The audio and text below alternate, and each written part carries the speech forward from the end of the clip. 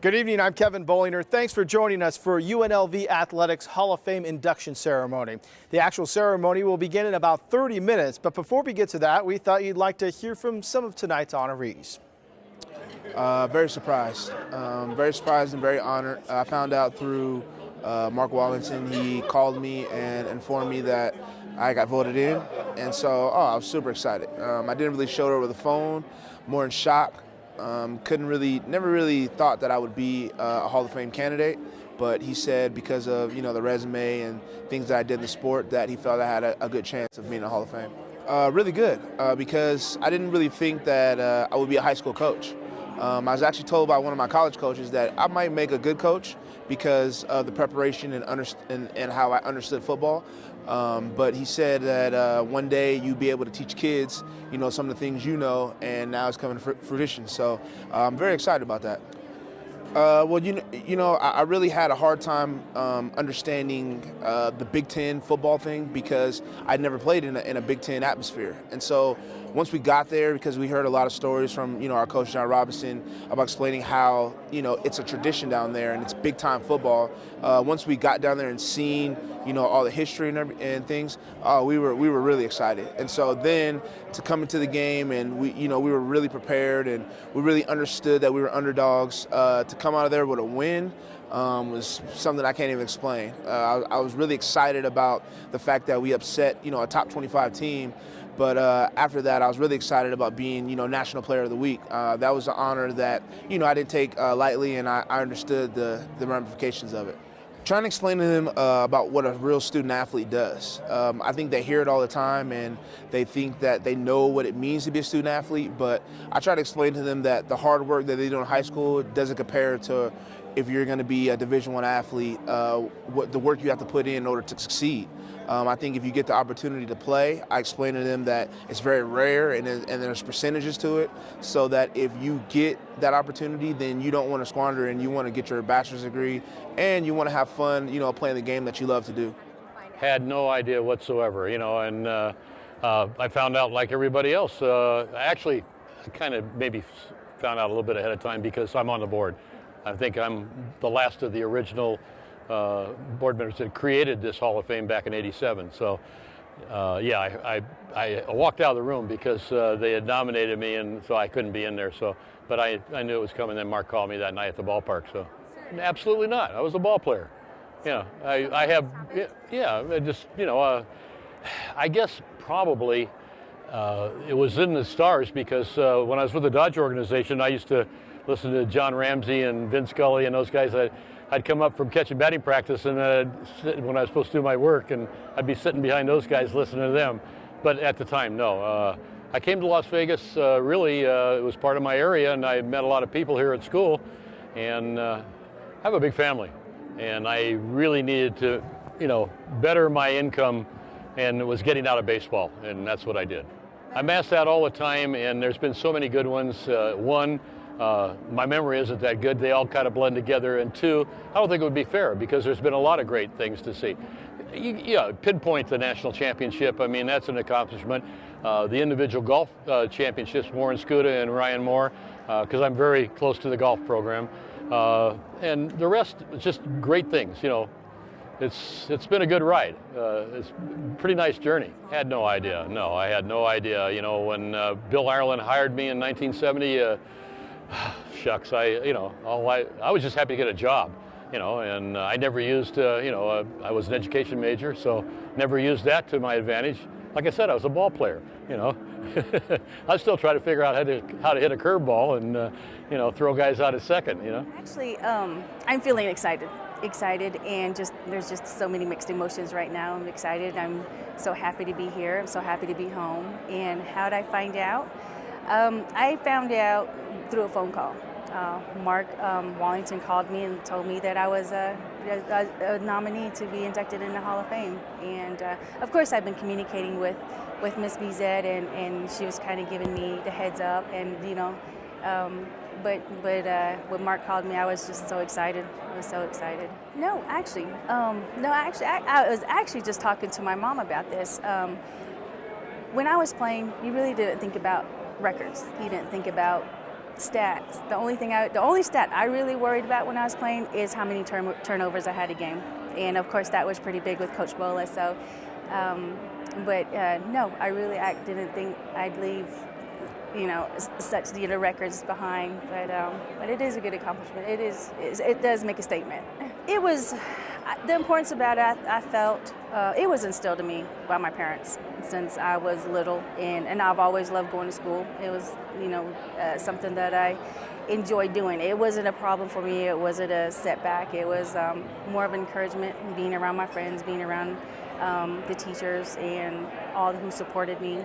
And I feel now more than ever that it's more important. And of course, I instill that in my children and the kids that I teach and coach. So it's very important. Nowadays, you can't get a job without a high school degree. So actually, there's one thing that I've learned at the high school level that I carried with me all through my collegiate career, and that's a small equation that my coach left me or had put up on the wall in the gym, and which was dedication plus determination plus sacrifice plus hard work equals success.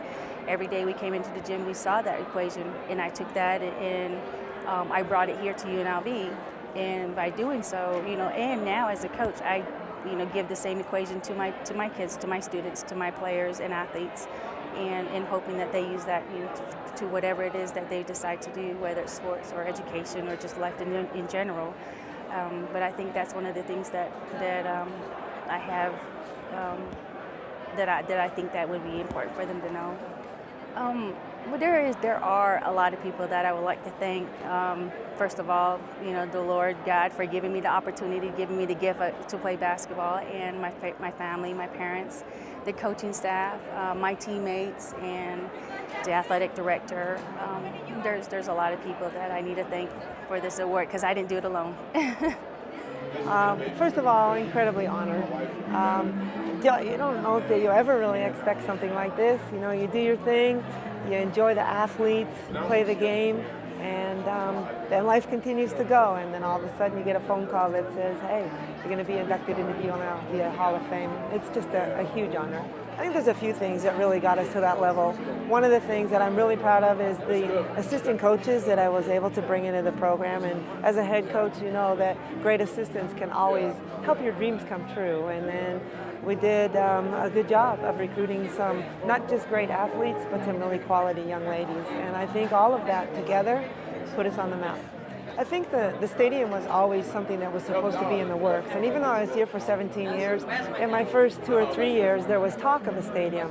And that's pretty consistent for most programs, is the talk starts first, and then movement happens, and then you think you're going to get it, and no, not yet. And then again, all of a sudden, the community steps up, the administration really pushes forward and stays true to what they've asked you to do.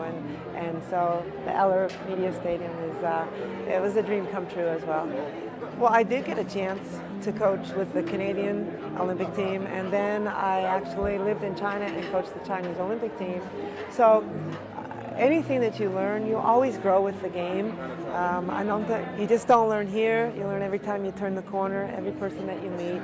But the athletes here are probably the ones that taught you most. You learn what works, what doesn't, what buttons to press, what buttons not to press, and eventually it starts to come together. Well, I started so young. I was just turned 26 when I took the job. So I was a rookie. And so my experience here in that 17 years is I basically grew up as a coach here. So I don't think there's anything that can really match or come close to my experience at UNLV. I did. They informed me. I'm still, playing on tour right now. So they contacted me kind of early on just to make sure I could work my schedule around. And fortunately, I was able to work it around to be here because this is, something I didn't want to miss. This is a huge honor. And it still feels a little weird. I'm pretty young, so being in a Hall of Fame, doesn't it almost doesn't set in quite yet. But I mean, it's a huge honor. I enjoyed my time here so much, and this program and the university, helped propel my career so much that this is it's a huge honor. Yeah, I mean he was one of the first big programs, big university people to really come recruit me and come watch me, and I'm from the state of Washington, and a lot of guys don't venture up that way. And he came and watched me at one of the bigger junior tournaments when I was 16, I believe, and really started recruiting me heavily. And he's a lot of the reason of why I ended up here. And I liked the program. I liked the way he had it set up, the freedom within it to practice and work on what I wanted to work on, but had a great structure to it, and to this day he still runs a good program. Yeah, I mean, it's your time as a collegiate athlete is so much about developing everything to the next level, and through my time here, it was learning how to become a professional golfer, really, and the way to practice, the way to get ready for tournaments, how to deal with being at tournaments and all of that. Like that's kind of what you learn along the way in college, and I still do things very, very similar to when I was here. It's cool. Very humbled to be here. Seeing where UNLV has gone since I left, really, really neat. Obviously, and then coming in and saying hello to all my former players is probably the coolest thing. And amongst all the inductees tonight, I'm very, very lucky to have my team go in as well that I was a part of in 2003. So very humbled to be here, and it's awesome. Yeah, I think that's just natural in sports. It's if somebody's joking with you, more times than not, that means that they like you. So with that being said, yeah, I mean, a two-time inductee or however you want to articulate it, I'm good with it. It's cool. Never thought of myself being in the Hall of Fame per se, but to close my baseball book, if you will, stamping it with this Hall of Fame induction, it's pretty sweet. Really cool. It's full circle. I've always been a guy that has always been in the public, giving back, and everybody I've ever spoken to ever since I was little, I just remember them always saying, hey, no matter what you do in life, make sure you give back in some capacity. And obviously UNLV's got a special place in my heart, and I was fortunate enough to coach there that year, the 2 years prior to that to do the color commenting, as you alluded to. And it's super surreal being here, and obviously seeing where UNLV has gone since I left, and hopefully where it's going to continue to go going forward. It's awesome. Those guys are obviously the cream of the crop, but there is a lot of good baseball talent within, obviously Southern California, and the list goes on from those two guys that you mentioned. Obviously, with Bryce doing what he's doing, Joey Gallo doing what he's doing. Obviously, Chris Bryant winning the MVP last year. It's awesome to see, and the list goes on. There's, you got Tyler Wagner within the Texas Rangers. You got an outfielder in the Baltimore Orioles organization with Joey Ricard. So it's really, really neat seeing how far, the roots of Vegas baseball goes. Awesome. A little overwhelmed, trying to say hi to everybody and take pictures and take orders for Mark Wallington. He's bossing me around today, so just trying to make sure I'm taking in the moment. No, I want to stay. I want to retire UNLV Rebel. What is it about UNLV that just keeps you here? The people. Definitely the people, the ones who have mentored me and helped me along. The community. Love living here 24 hours. Walgreens never closes. We can always do stuff as a family, get out and have fun. Everybody wants to come visit you in Las Vegas as well, so sometimes that could be a bad thing. But no, I love the campus. We moved around a lot when I was young, so I love the stability of being here, and it's going to be getting close in about next year. Next fall, it'll be 20 years. I came here as a student athlete in 1998, in the summer of 1998, yeah. So it's getting close to 20 years. I'm ecstatic. I'm jealous, but ecstatic because I'm a Rebel Raider. So I've been a Oakland Raiders fan for a while, and I'm going to be a Las Vegas Raiders fanatic. So I'm looking forward to it. So you're super excited. Yeah, I'm super excited to be able to see my teams play on Saturday and Sunday. It's nothing better than that. There's a couple of people. I'm going to say it in my speech. But definitely some notable names. I don't want to leave anybody out. But people like Mike and Laurel Ellis, who helped me really get acclimated and kind of develop myself more into professional after football was over. Von Ketelubik has been instrumental in my life, helping me become a professional and kind of be comfortable in my skin as an athlete and professional. And working with her opened up all kind of doors professionally. So I'm very happy for those relationships. Still surreal. I'm still getting over it. I know Mark Wallerford called me. I was in tears.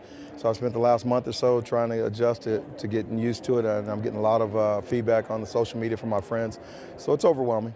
I'm hoping not. I think a lot of the guys that I was close with on the team were kind of the bench players.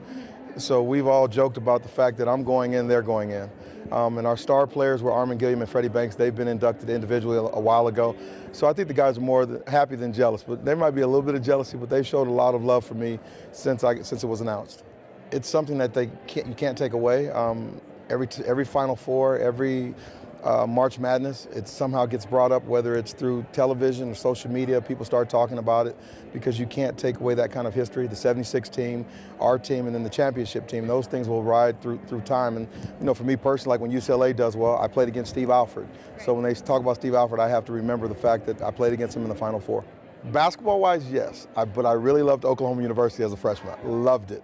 But in terms of basketball, my experience, there's no comparison to what happened for those 2 years at UNLV. Awkward, and to see that they've expanded the school so much, I don't come back that often. So to see being in this building right here is weird. So I guess it's right above the Cy Red room, and all of a sudden they put a little convention on. So it's crazy to see how much the school has expanded. Several people. Coach Landreau, who's my junior college coach, caught me when I came back from Oklahoma, and he sat me down, explained to me the difference between being a basketball player and playing basketball, and understanding that what I did on the court is not who I am, it's what I did. I owe him a great deal of thanks, but the bottom line is my mother is that inspiration. She's the one who raised 8 of us, and she instilled in us that work ethic. I went just 2 very different schools. Where I am now, TCU is a private school. It's only about 8,500, 9,000 students.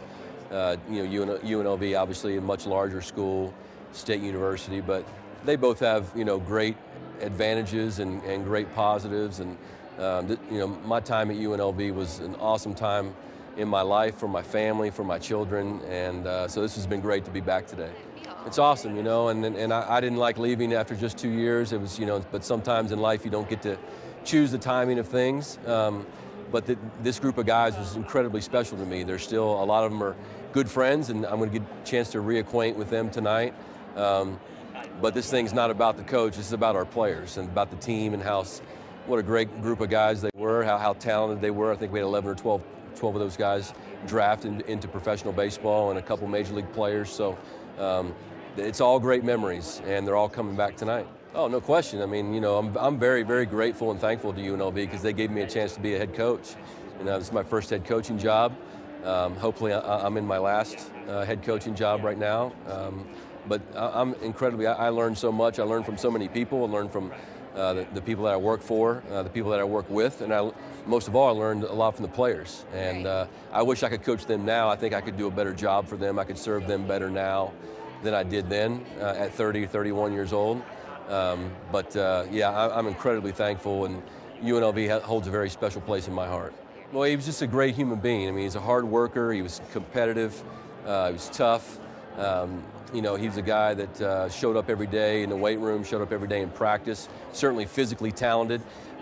Being from Las Vegas, he had a great love for UNLV, which I think is important to have success. You have to want to be where you are. You have to love and have a passion for your school. And we had a lot of guys on that team that had that. But Eric was really special that way, and he was surrounded by good players, and that helps you have some of the great seasons that he had here.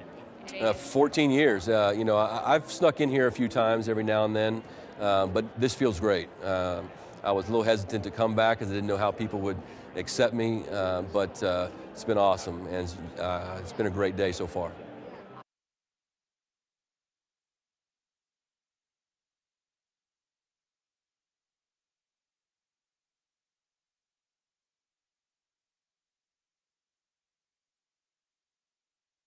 Introduce somebody who came here first as a student athlete at UNLV, moved on to be a coach, an administrator, and then athletic director. Ladies and gentlemen, please welcome UNLV's Director of Athletics, Tina Koons-Murphy.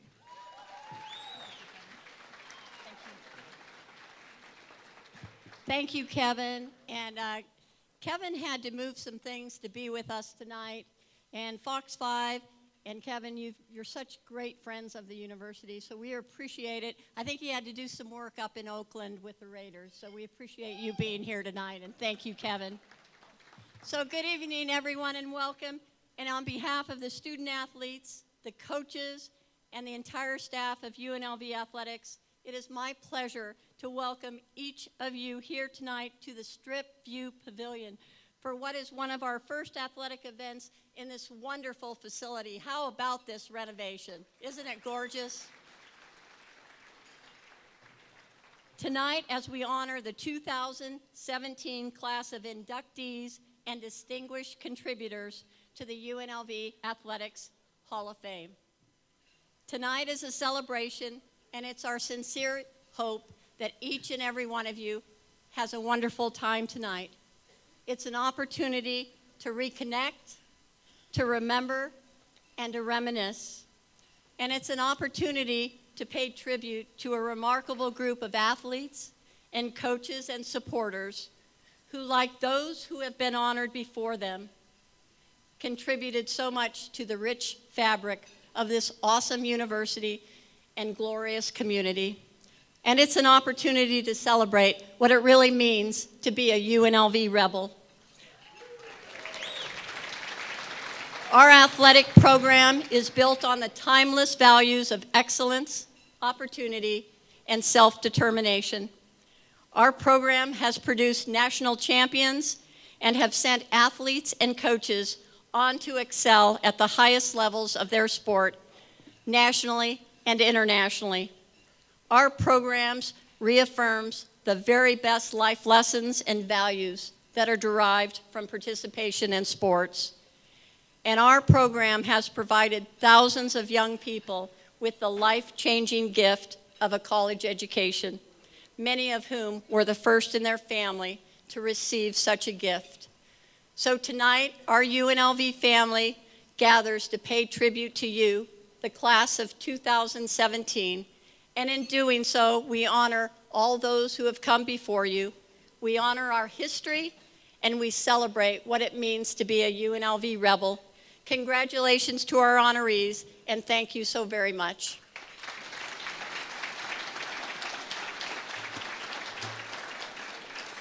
We are delighted tonight to have a number of our head coaches, and I'd like to take a moment and introduce those that are here to us, to you, the leaders that are committed to the athletic, the academic, and social development of young men and women who wear the scarlet and gray. Please join me in welcoming our head coaches. Please stand when I introduce you. Owen Hambrick, men's tennis. Amy Bush Herzer, women's golf, on to the NCAAs, Miss Amy. Jabri Harris, cross country.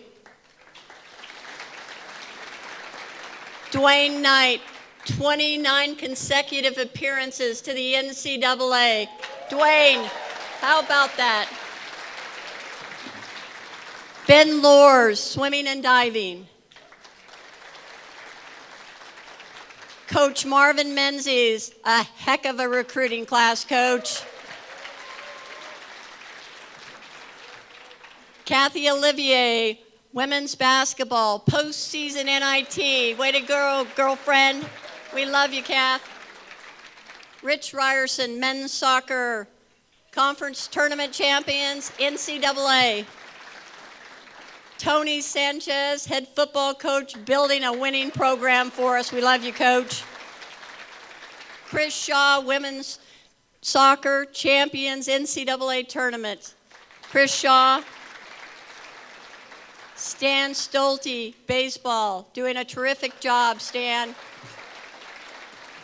Yvonne Waid, track and field, heading to the NCAAs. Ladies and gentlemen, the head coaches of UNLV Athletics. Thank you.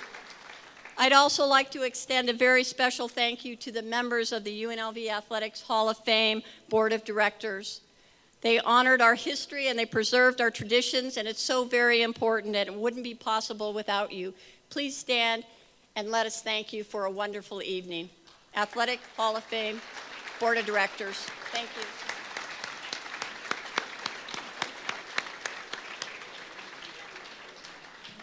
And finally, to our athletic staff, you've worked so hard to make tonight's event a wonderful celebration, an event worthy of our honorees.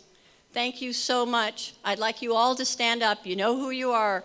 Ariel, Autumn, Jackie, Vaughn, Daryl, Lisa, all of you. Eric, you guys are an awesome athletic department. Thank you all so very much. Eric, Tasha, all of you. Anyway, it's going to be a great night, and I'm so happy you are all here. And now it's my distinct pleasure to bring to the stage the president of this wonderful university, Dr. Len Jessup. Thank you.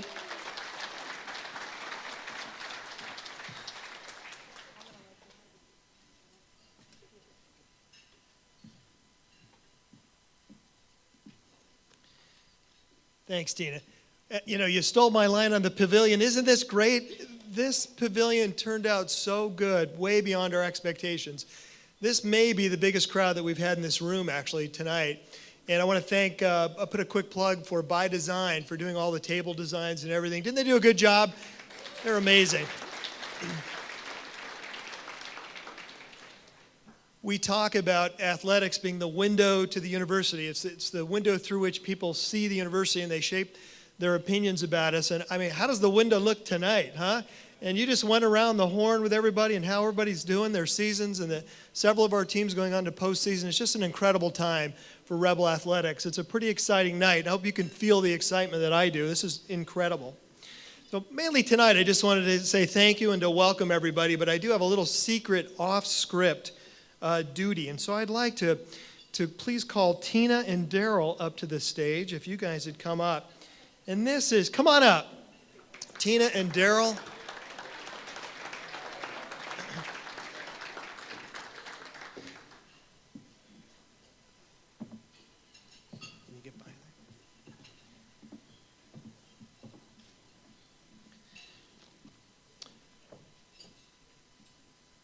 Got to say a few things about Tina here. I'm going to try not to get emotional. I'm Italian. It may happen. But a lot of passion and commitment from this woman for 4 years here. And really, it's 2 decades of service to this university, as was mentioned, in athletics as a coach and an administrator in a number of roles. Former athlete here at the university, a graduate of UNLV. So a rebel through and through. A Las Vegas native, a fixture here in Southern Nevada sports in a number of ways, a role model for so many people in the community. And I just want to say thank you, a heartfelt thank you for all you've done for this university and all you're going to continue to do. Tina, thank you.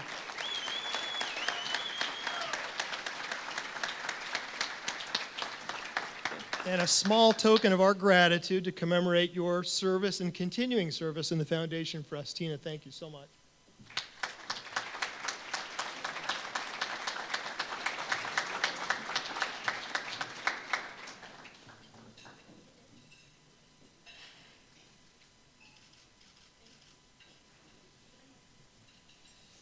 Don't go away. Also, I think Daryl's got a little announcement. I'll let him make that announcement. Daryl? President Jessup, thank you, and thank you all for being with us tonight. Tina, in recognition of your decades of outstanding service and the lasting contributions you have made to your university and to our community, and on behalf of the countless lives you have touched and positively impacted by being a mentor, a coach, a leader, and a friend, tonight we are delighted to announce the creation of the Tina Koons-Murphy Scholarship.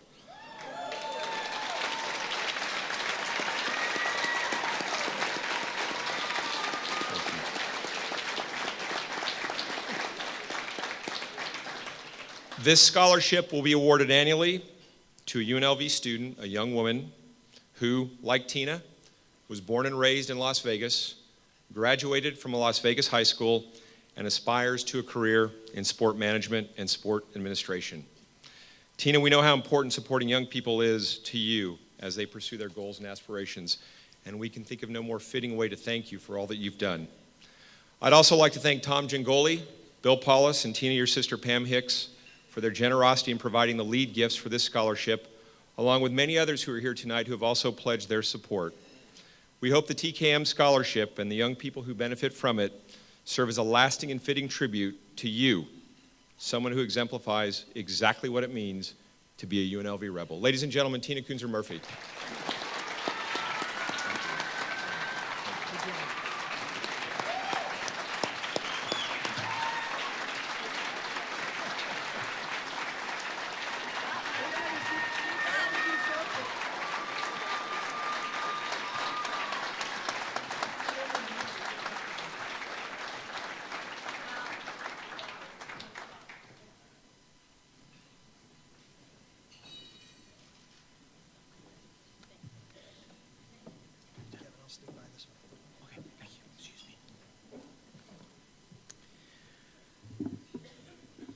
We start tonight with a very special presentation, or should I say another very special presentation.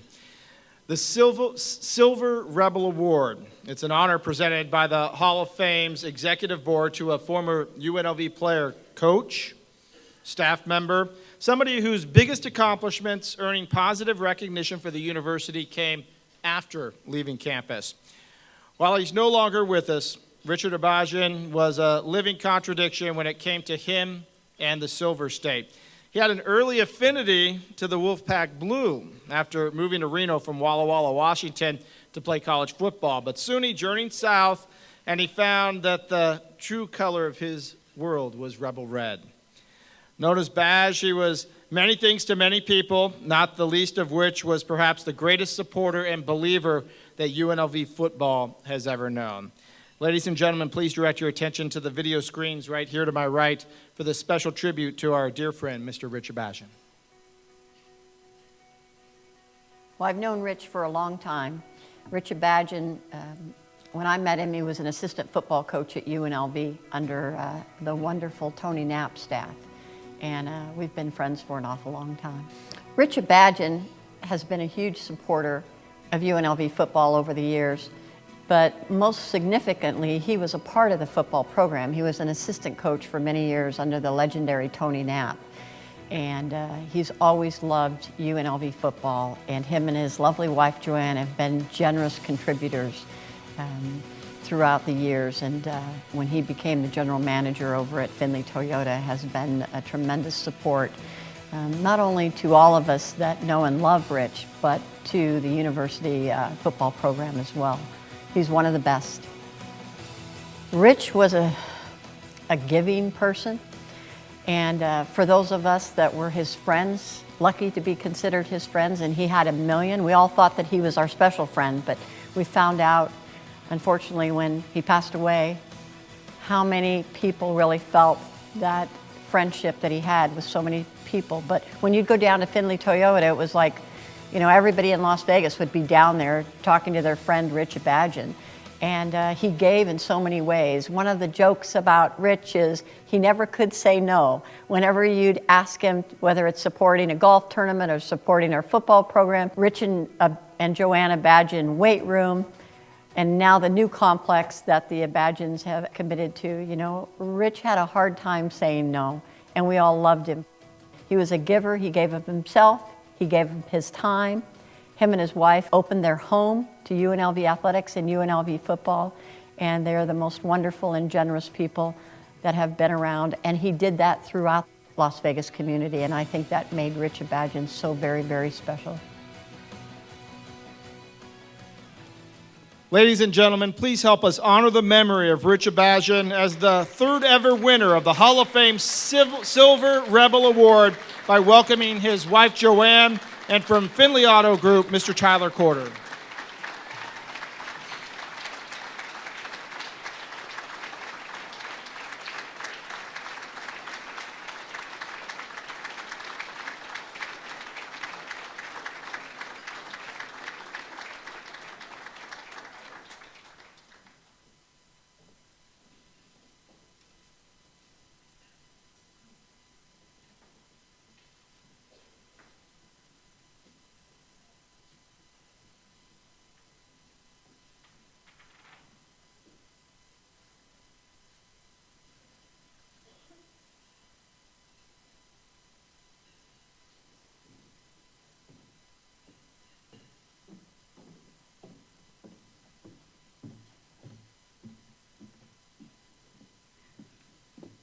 Good evening, everybody. Can you hear me?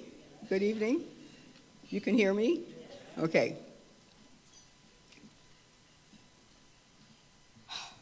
Well, that didn't sound quite right. Good evening, everybody.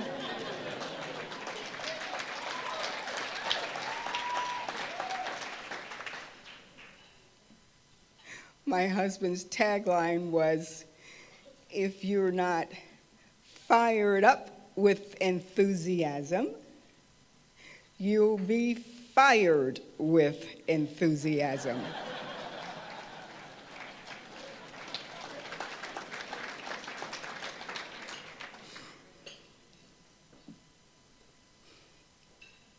Now, I will address my wonderful husband in just a few moments, but there's this story that I feel compelled to share with you.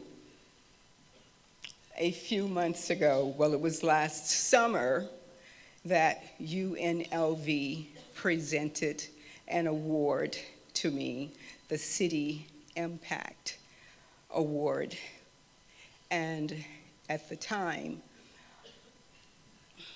I was still overcome with grief, and also I had been to many other such events, and I was prepared with a little speech in my purse, but had never been called upon to speak. So like 9 times I had a little speech prepared. So this is the 10th time. So I thought I was safe. But, you know, I did not have a speech, and what happens? They put the microphone up there. I don't have a speech, right? Okay. So I'm up there, and Coach Sanchez, where are you, Coach?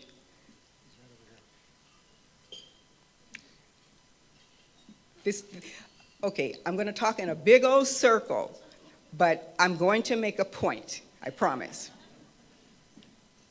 Coach Sanchez, I know, is wanting me to tell this story about this party that we had given for him to welcome him and his staff, which Rich and I had done at our home, but it was on this big yacht, right? We're fancy, yeah. However, when we go down to the pier, Captain had a surprise for us. This was in August.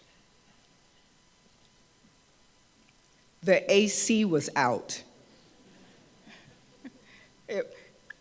103, right? We know what summer nights are like. So if you've seen the pictures out there, it's like it was hot boat. And everybody is sweating ridiculously so. And Coach Sanchez was like firing off jokes at Rich. Oh man, he's coming with the jokes. So, now let me back this up again. I met Tyler and Marcia at Tyler's place of work to meet them to go to UNLV. I get out of my vehicle, my cell phone falls out of the car. To pick it up, I hit my head on the what is it, the driver's, no, the side view mirror. On my Toyota, Cliff, I hit right.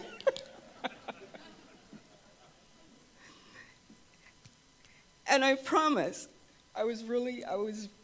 so I get up there and I'm like, they're wanting me to talk. Coach is wanting me to tell the story, and I promise, I am concussed. I can't talk, I'm concussed. I have a case of CTE. And Coach is wanting me to tell the story.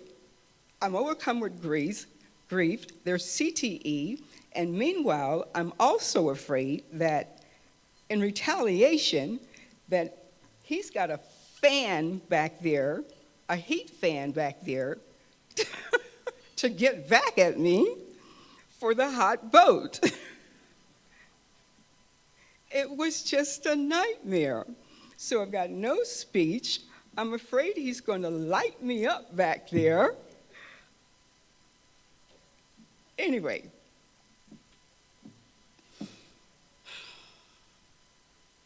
this is all in addition to Tyler telling me tonight, no, Monday, that I'm going to speak tonight. Sorry. Okay, so getting to the point, I'll move on to my husband now. My beloved husband. Is there anything you wanted to add to that story? No, that story's good. No, we're good. Okay.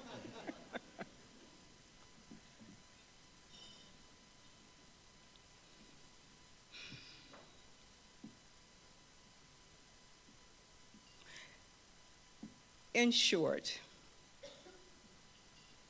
thank you all so much for your support these months that you've all lifted me up and held me in your prayers. I could not have done it without you.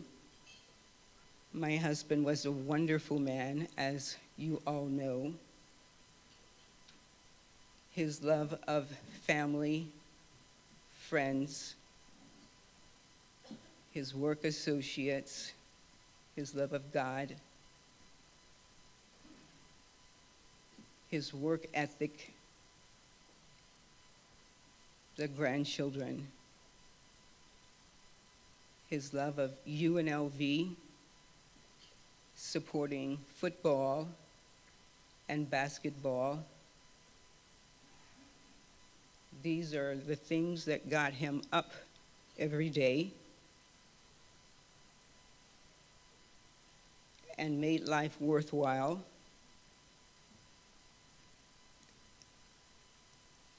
And just the laughter that we shared every day and the memories that dance before my eyes. I don't even have to close them to see him.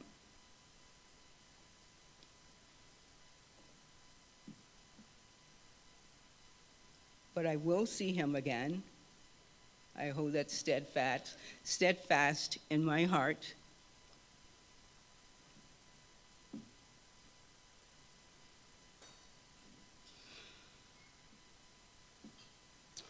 Okay, so all I can say to add to that is, and this is odd to say this at a UNLV event where they're honoring Rich, but Rich didn't give a hoot about UNLV as an institution or a university. To Rich, it was all about the people. And as people changed years over years, different coaches would come through, different athletic directors, different assistant coaches, different players. It didn't matter. Rich supported them.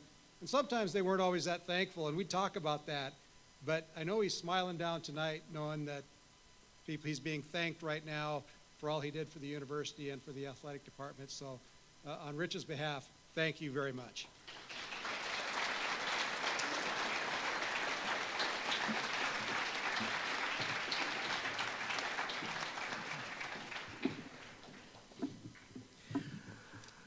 Local Boy Makes Good. That's an easy title for a story about the college football career of our first inductee tonight. A product of Las Vegas's Durango High School, Jamal Brimmer was signed to the Rebels by legendary football coach John Robinson and would not leave campus until becoming a nationally known playmaker on the gridiron. The program's only two-time conference MVP on defense, earned first-team all-league honors 3 straight autumns, just the third Rebel selected to play in the prestigious Senior Bowl. These days, the local boy continues to make good as a coach and educator right here in his hometown. Please direct your attention to the video board as we salute Jamal Brimmer. I'm Jamal Brimmer, and I am an All-American. I decided to stay home and play football for UNLV because they gave me an athletic scholarship that paid for my school, and I was able to play football. Well, what made it special about being an All-American in your hometown is that every home game, I knew my family would be at my game. And that was a driving force for me to play hard and hopefully come out with a win at the end of the day. You're just trying to do your job. So what really made us see that we actually dominated the game was when we watched film as a team, we always on Sunday morning came in and did a highlight reel. And on the highlight reel, you had to be on there if you were obviously running to the football, making a play, sacrificing for your teammate. We really watched that game and showed how we were physical and how we were able to dominate them up front. And so that's how I was able to do some of the things that I did on that day.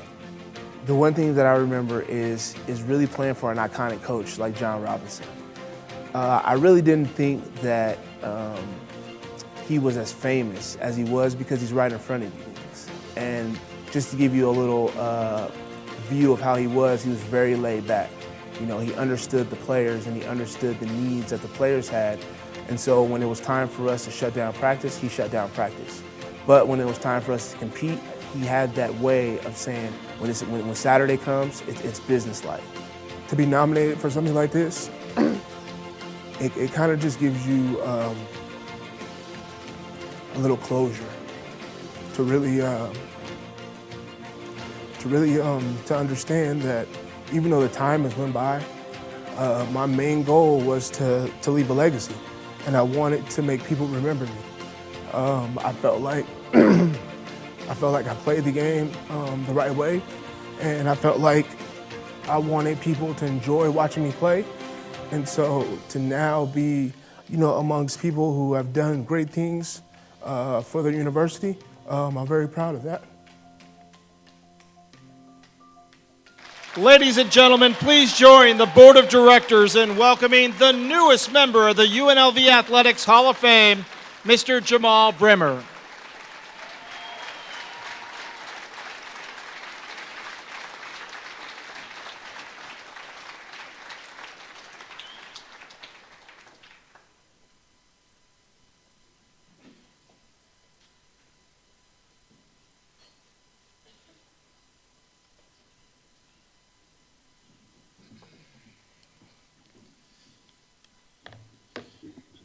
Good evening, everybody. Now here comes the hard part. Whew, deep breath. So first off, I want to say thank you to the committee for feeling that I was worthy to be able to be up here, to stand here and represent my university in a positive way. I want to make people understand that as I stand up here, I want you to see a genuine person who tries to do their best in everything they do every day, and I've learned that from being at UNLV. Every day wasn't a good day at UNLV because when you strive to win, winning comes at a cost. You try to do your best to win, obviously individually, but because it's a team sport, and you realize that if everybody's not on board, then a win is probably not going to happen that day. So when I talked about closure in my speech or my interview, I didn't want it to be a negative thing. I wanted it to be something that I understood was I gained a positive impact from being at UNLV and now being honored as a Hall of Fame inductee. And so in closing, I just want to thank the Hall of Fame committee for inducting me.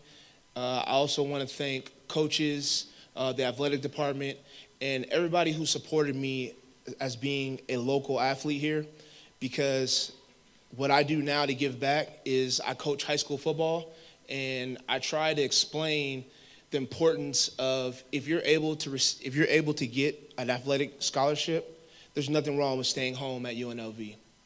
And so I definitely support every coach, but I'm going to add Tony into this because of the fact that I watched Tony at Gorman, and I was wowed by what he was able to do with a bunch of high school kids who won.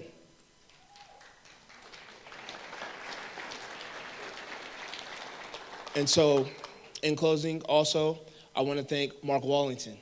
Mark Wallington has been a big supporter of mine. When I was at UNLV, he helped me come up and speak because I wasn't very good at coming up and speaking in front of big crowds. And so one thing that I remember is that he tape recorded me, and he said, "Do you know how many ums you said?" He said, "I don't think you realize how many times." Here, let me play it back for you. And every word was And so the little things is what I really enjoyed at being at UNLV. And so I'm going to leave you with this. Lastly, I want to thank my family who is sitting over here. I want to start with the Wilkoses.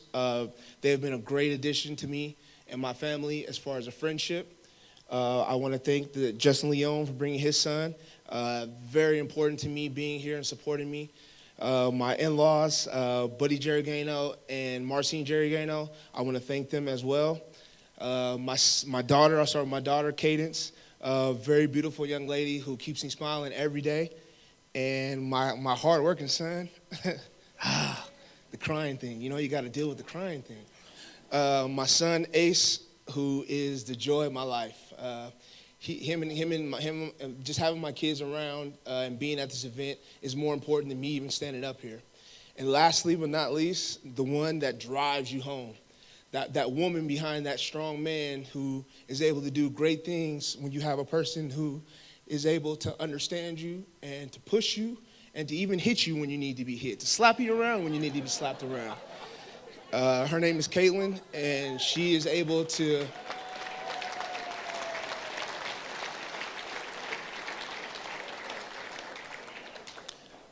she's able to push me in different ways that I never thought I'd be pushed. So in closing, I just want to say thank you, and I appreciate everyone's support. Thank you.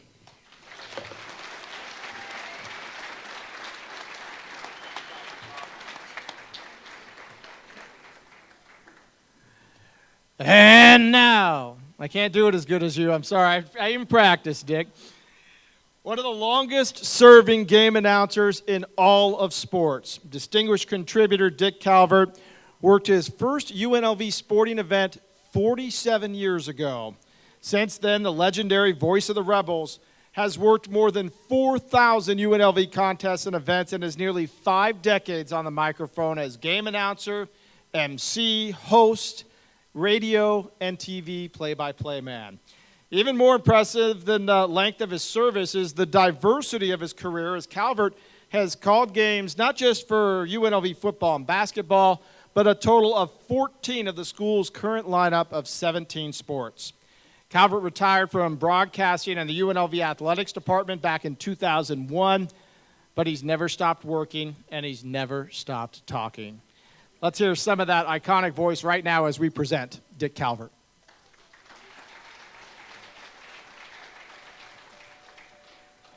My name is Dick Calvert, and I've been at UNLV in the athletics department now for 47 years, matriculating from Southern California back in 1971. Back in the late 60s, I was scouting for the Los Angeles Dodgers, and I had Southern Nevada as part of my territory. Decided that it was time to get out of baseball and find something else to do to support my family mainly, and so I matriculated to Las Vegas and fortunately was able to get a job at UNLV. Back in the early 70s, I had an opportunity to audition for UNLV as the basketball announcer, along with a few other gentlemen, and fortunately, the athletic director at that time, Bill Ireland, hired me, and the rest, I guess, is history. My favorite sport to announce probably is basketball because it's been so prominent at UNLV and it's been such a successful sport. But I also enjoy golf and soccer, football, all college sports. That's the main thing. I think I'm a college guy through and through.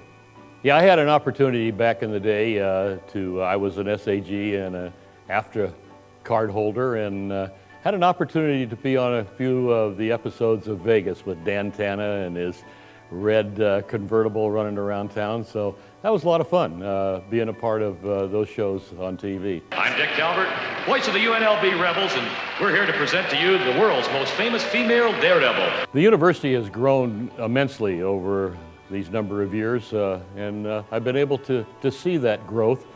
Back in 1958 was the first year of Rebel basketball. 68, it started for Rebel football. And of course, all the Olympic sports that followed, women's sports followed on that. Great growth, and you know, it's been wonderful, actually. It's been a lot of fun. We got room to grow, though. I was a founding member of the UNLV Athletics Hall of Fame back in '87. It was started by Wildcat Bill Morris, Davy Pearl, Wayne Pearson, and of course Bill Ireland. And I had an opportunity to join those gentlemen and start the Hall of Fame. I've had the opportunity also to induct everybody that has been in the Hall of Fame until now. But I'm glad I'm sitting in this seat tonight and have the honor of being inducted into a place that, like I said, that I've spent over half of my life.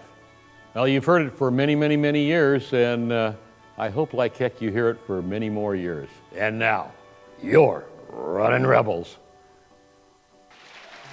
Ladies and gentlemen, let's roll out that red carpet for the newest member of the UNLV Athletics Hall of Fame, Mr. Dick Calvert.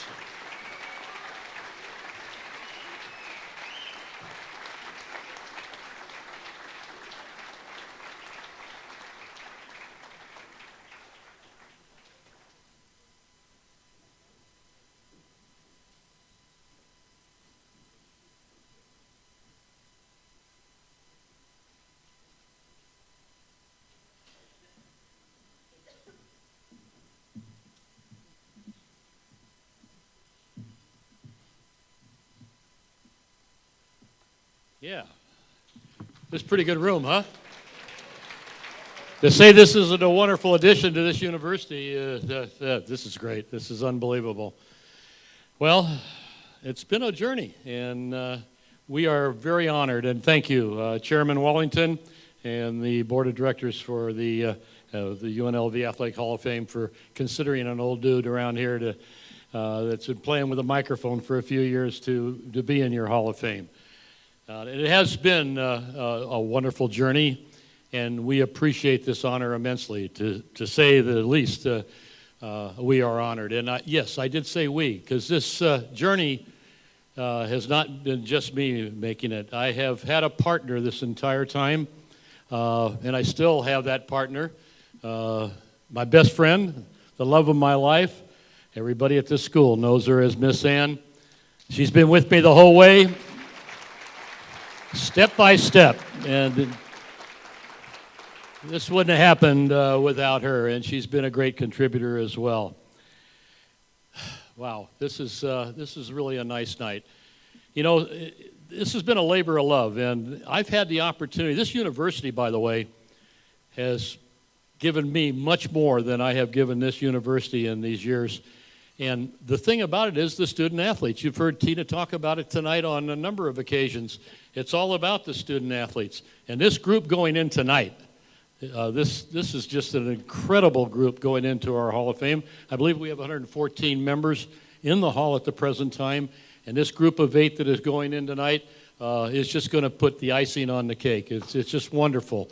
Jamal, hey, what you did in that one game against Wisconsin, it was just absolutely incredible. Most of the outstanding defensive players in college football would like to have that for a career. And if you also looked up what the definition of a student athlete is, a picture would pop up of Tony Terrell. Tony, hey, he never missed a snap, never missed a ball game, and he'll tell you don't get a lot of credit when you're an offensive lineman. But just ask Joe Harrow why he ran for over 1,000 yards, because it was a guy like Dr. T over there. Hey, and then he's still doing it, you know, bachelor's degree, master's degree, and now I salute you, Dr. Terrell. Gwen Hobbs could flat fill it up. There wasn't I think it was like 500 attempts at a three-point goal, and she shot 40%. Where's Coach Menzies?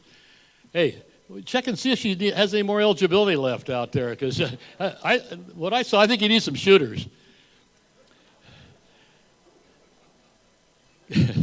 No disrespect, Coach. Coach Shan, you're the best. Where's Shan? There she is right there. Hey, softball was incredible when this young lady was, she was young in those days too, when she was coaching. And now she has the opportunity to go into the Hall of Fame and join all those players that you put in. We have a number of softball players in this Hall of Fame. Congratulations, Shan. Great job. Wow, it's a great class. Eric Nielsen. Eric Nielsen was a ball player's ball player. Coach Schloss will tell you all about it here in a few minutes, but he could beat you many ways. He was just an incredible ball player, Triple Crown winner and a Triple Crown. He wasn't running horses. What he did is he had the best batting average, the most RBIs, and the most home runs in conference play. And how many times do you suppose a sophomore is a captain of a baseball team? I don't think it happens very often. And Eric Nielsen is, congratulations, Eric, well-deserved and everything. You know, I mentioned Coach Slosh. He was here a brief time, extremely successful, and all you have to do is see what the amazing accomplishments that he has accumulated down at Texas Christian. And one could only dream, one could only dream what Rebel baseball might be like today if Coach Schlossnagel decided to stay around for a while. Congratulations, Coach, and your entire 2003 baseball team. Wonderful, wonderful, wonderful group. Well, the most decorated and honored athlete in the history of this school, you ready to pull the plug, is none other than a gentleman sitting right over there, and that's Ryan Moore. What he accomplished in year 2000, absolutely incredible. It was never been done. Byron Nelson never did it. You're bugging me up here. Byron Nelson never did it. Sam Snead never did it. Ben Hogan never did it. Arnold Palmer, Jack Nicklaus, you name them. Nobody has ever done it except that rebel from Puyallup, Washington, Ryan Moore. Incredible. Chairman Wellington is going to haul me out of here right now, but I'll tell you what.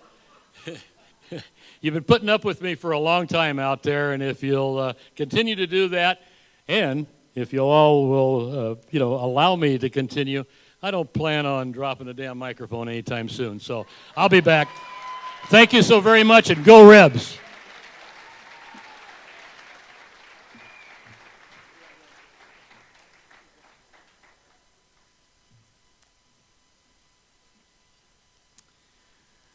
Gwen Hobbs Grant was more than a sensational basketball player during her time at UNLV. She was a living, dribbling, sharp-shooting symbol of triumph for Native Americans. Leaving the Navajo Nation in Arizona for a full-ride scholarship at UNLV, she remains the most accurate three-point shooter in Lady Rebel history and was a three-time All-Big West Conference honoree at guard. The spark plug of the 1994 conference champions was named league tournament MVP while leading the Lady Rebels to the NCAA tournament. Heart of a championship team, record-breaking shooter, model student athlete, inspiration.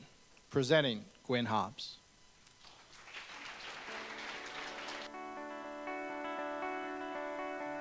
I started playing basketball when I was about third grade, when I really started getting competitive with the sport.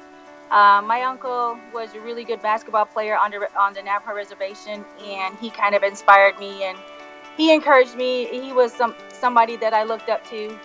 So when I started playing basketball, he was one that I wanted to play like. And so that's when everything started. I played in my first basketball tournament at around that age, and it just kind of built from there. When I was in high school, my coach gave us an equation. He said that dedication plus determination plus hard work plus sacrifice equals success. We had to be dedicated, had to be determined to get better at my game. And so that was, kind of one of the things that I stood on, and what I teach my children now, and whatever team I coach, that's what I teach them, and hopefully they can remember that equation and instill it in their life. The NCAA tournament was great. It was a good experience. I loved playing with the ladies that year, and to have won the conference championship was a big accomplishment for us. And then having to go to the first round of the NCAA tournament was awesome. It was something that we have been working hard towards, and we accomplished it. And by winning it, we were so excited about having to go play. My greatest memory as a Lady Rebel, just being there. They made me feel at home. They made me feel a part of the family, and having to get to know everybody there, not just within the athletic department, but the teachers, some of the programs that supported the team, and especially the community members. They made me feel at home. What it's like going into Hall of Fame is probably one of the most memorable moment of my life. It's very exciting. I'm so excited about it. My whole family's excited. It's just something that we've been working hard towards, and to finally get into the Hall of Fame is such a big accomplishment. Just like a friend said to me, it's icing on the cake, and I really believe that's what it is. Ladies and gentlemen, please join the Board of Directors in welcoming the newest member of the UNLV Athletics Hall of Fame, Miss Gwen Hobbs.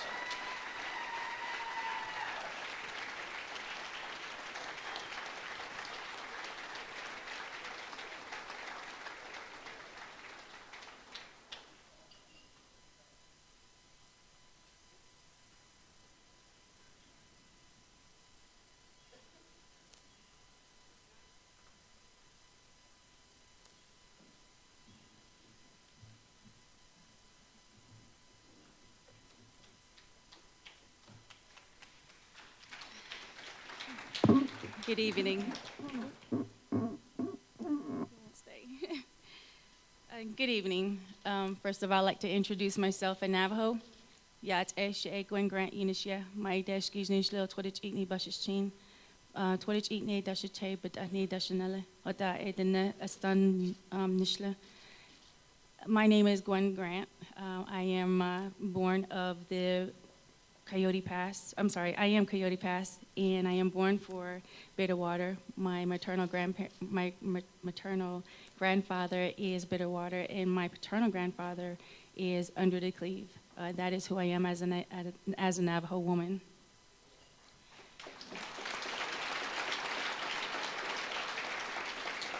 First of all, I'd like to thank the Lord for giving me the opportunity to be here, and I'd like to thank Him for blessing me with a wonderful gift that has took me places. And I'd like to thank the Board of Regents, the coaches, the committee, the support staff, and the teachers, and my teammates and my family for giving me the opportunity to be here tonight. I'd like to read something that my children actually helped me write. Who am I to receive this prestigious award? I am a little girl who lived in the present day, riding horses, climbing the mountains, climbing rocks, climbing trees. Who am I to receive this prestigious award? I am a child who saw an uncle as a role model, a great basketball player on the Navajo reservation, someone who I wanted to be like. Who am I to receive this prestigious award? I am an 8-year-old girl who first saw her passion playing basketball in a Pee Wee tournament, who stole the ball from her own teammate to score the first layup. Who am I to receive this prestigious award? I am a 10-year-old who set her goals and dreams to become a great basketball player just like her uncle, who wanted to play Division I collegiate basketball, who wanted to play overseas. Who am I to receive this prestigious award? I am a 14-year-old who sacrificed home and family to follow her dreams 3 hours away from home. A young girl who worked 14 hours a day to perfect her form, to have the skill sets to accomplish her dreams. A young girl who decided that she wanted to be one of the starting 5 on her high school team. Who am I to receive this prestigious award?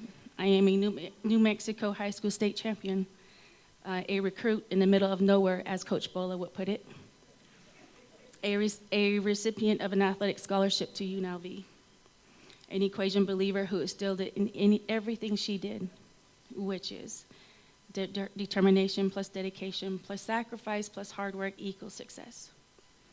Who am I to receive this prestigious award? I am a point guard. I am a shooting guard. I am a no-look pass assist leader, a three-point specialist, an education-striving woman, a graduate from UNLV, a woman who accomplished her goals and dreams, a woman who set records, a Navajo woman who made her mark, a spokesperson for unity and youth ambassadors for Native American youth. Who am I to receive this prestigious award? I am Gwen Hobbs Grant, a lady running rebel, a Hall of Fame inductee at the University of Nevada, Las Vegas, a proud mother of 4, Sachem, Kiana, Kiara, and Sarai.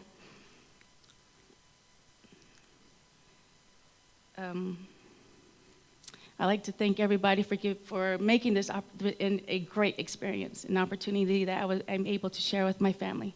And I'd like to thank my family for being here for me and with me through everything I've ever been, everything I've ever done. And I'd also like to thank my husband and my youngest son. My youngest son throws a discus, and he qualified for state. So he would rather win state than to be here and join me and experience this, this wonderful occasion. So my husband is there to support my son, and I like to I know they're watching now, and I like to thank them again for being there for me and my family, for everything, and all of you, thank you, and I hope you had a good evening. Thank you again for the award.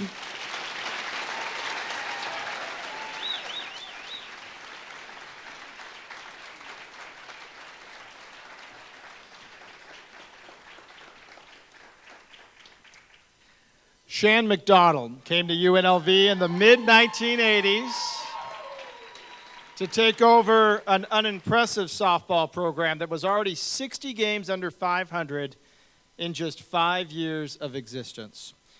It also toiled at the middle of campus in a makeshift ballpark that was known more for foul balls breaking car windshields at the cafeteria than anything resembling a real stadium.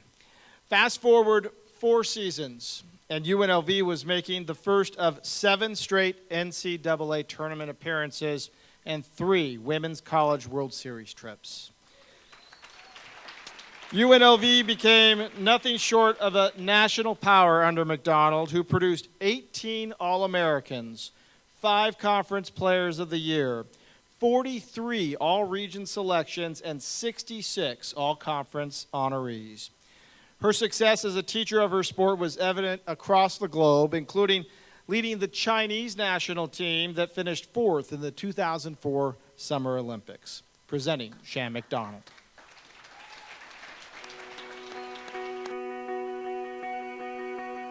Hi, my name is Shan Macdonald. I'm the former head coach of softball at UNLV. Well, about 30 years ago, I was a young coach, rookie coach, came to Vegas to interview for the softball position, not really knowing what to expect, and came really just with a vision of what I'd known from the past out of success. I came from Texas A&M, where we had won 2 national championships, so as a player, I knew what that took, and also as a rookie coach, I knew what that looked like. So when I got to UNLV, I knew that vision. I knew that my experience showed that you're only going to be as good as the people that you surround yourself with, and that because they represent who you are and really continue to set that standard. So that's kind of where we ran from. When I first got there, I noticed within 2 weeks I had actually unintentionally surrounded myself with some incredible programs. Coaches like Jerry Tarkanian, coaches like Al McDaniel, Freddie Dalamar, Jim Wright, just programs that were already established, and I knew, wow, I've now got myself in a position where if I do my job and keep my standards as their standards, we have a chance to do very well. So with that group of athletes that we started to collect, including athletes like Lori Harrigan, who we know is already a Hall of Famer and a 4-time Olympian, with her on the mound and a surrounding cast of athletes that swung the bat well, defense was strong, we headed up to one of our first regional competitions that would then allow us to advance to the World Series, and it was up at in Northern California. It was a 3-team series, and our last championship opportunity was against Cal Berkeley. Cal Berkeley was a national contender and had some great pitching. We were the rookies coming in, the underdogs, and it took 3 games, but when we won that game, wow. A memory never to forget. Great group of kids, worked hard, and It's all, not just the win and not just going to the World Series, but everything had paid off. Ladies and gentlemen, please join the Board of Directors in welcoming the newest member of the UNLV Athletics Hall of Fame, Miss Shan Mcdonald.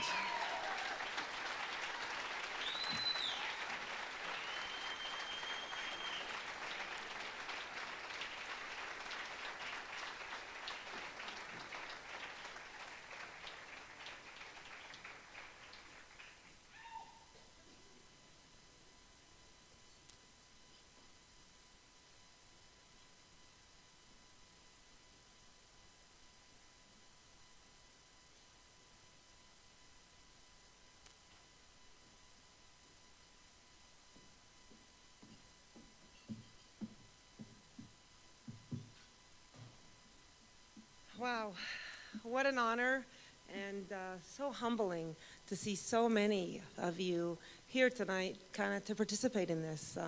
Not just my family, but athletes that I've been around for so many years, my coworkers, and just friends that I've seen and known for a long time. So thank you very much. Congratulations to the rest of the inductees this evening. Dick Calvert, where'd you go? What a voice and what a wonderful man. Congratulations. Tina Koonser, thank you 30 years ago for taking a chance on a very young rookie coach, for standing with me in the good stuff and standing by me through the tough stuff. Lisa Kelleher, where are you? Thank you for standing with me through the good stuff and by me through the tough stuff. Thank you very much. Assistant coaches, as I said in that video, which brought so many memories, I sincerely believe that you are really only as good as those you surround yourself with. And choosing people that are smarter than you and those that will hold you accountable to who you are makes the difference. So here's my shout out to my assistant coaches. Deb Roman, my first assistant, she is now the program director of one of the most successful corporate real estate companies in the United States. Brian Colsey, thank you for being here tonight. Brian, no question, such an important part to the foundation of the program and our success. Brian, currently in his 25th year as a very successful program at UOP.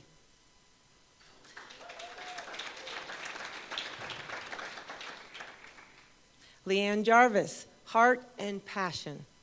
She is currently the director of the Softball Factory USA, preparing for an event this evening.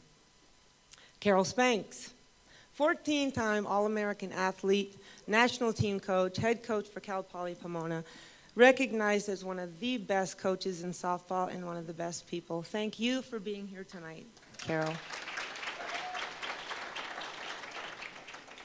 Kendall Richards. Kendall Richards is an All-American. Kendall Richards was one of the only females to ever sign a minor league baseball contract with her husband, who was a graduate of UNLV, Jake Burnham. Kendall is currently training and raising her family, brokering their business, and is training for one of the top-level international CrossFit competitions internationally. That's who she is. Jenny Condon, spunky, fireball. She is currently the head coach at Cal Poly St. Louis Obispo in her 13th season, very successful. Chris Mccleary, best catcher to ever come out of Notre Dame, currently in her 13th season as an associate coach at Notre Dame. Linda Garza, graduate of UNLV, played for us, our student assistant. If you talk character, heart, and passion, you talk Linda Garza. She is currently the head coach at Fresno State University. So, when I say you are only as good as those that you surround yourself with, wow. Okay.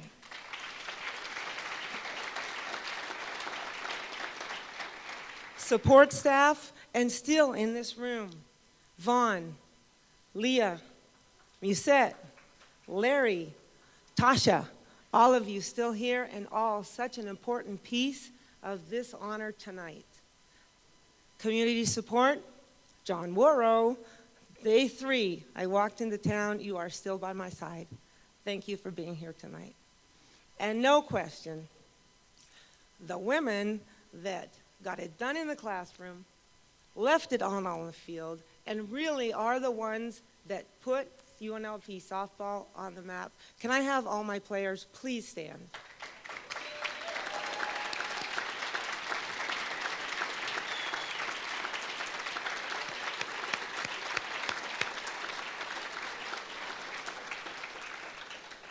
So once again, thank you, administrators. Thank you, assistant coaches. Thank you, my athletes. And thank you, Rebel Pride. You know who you are.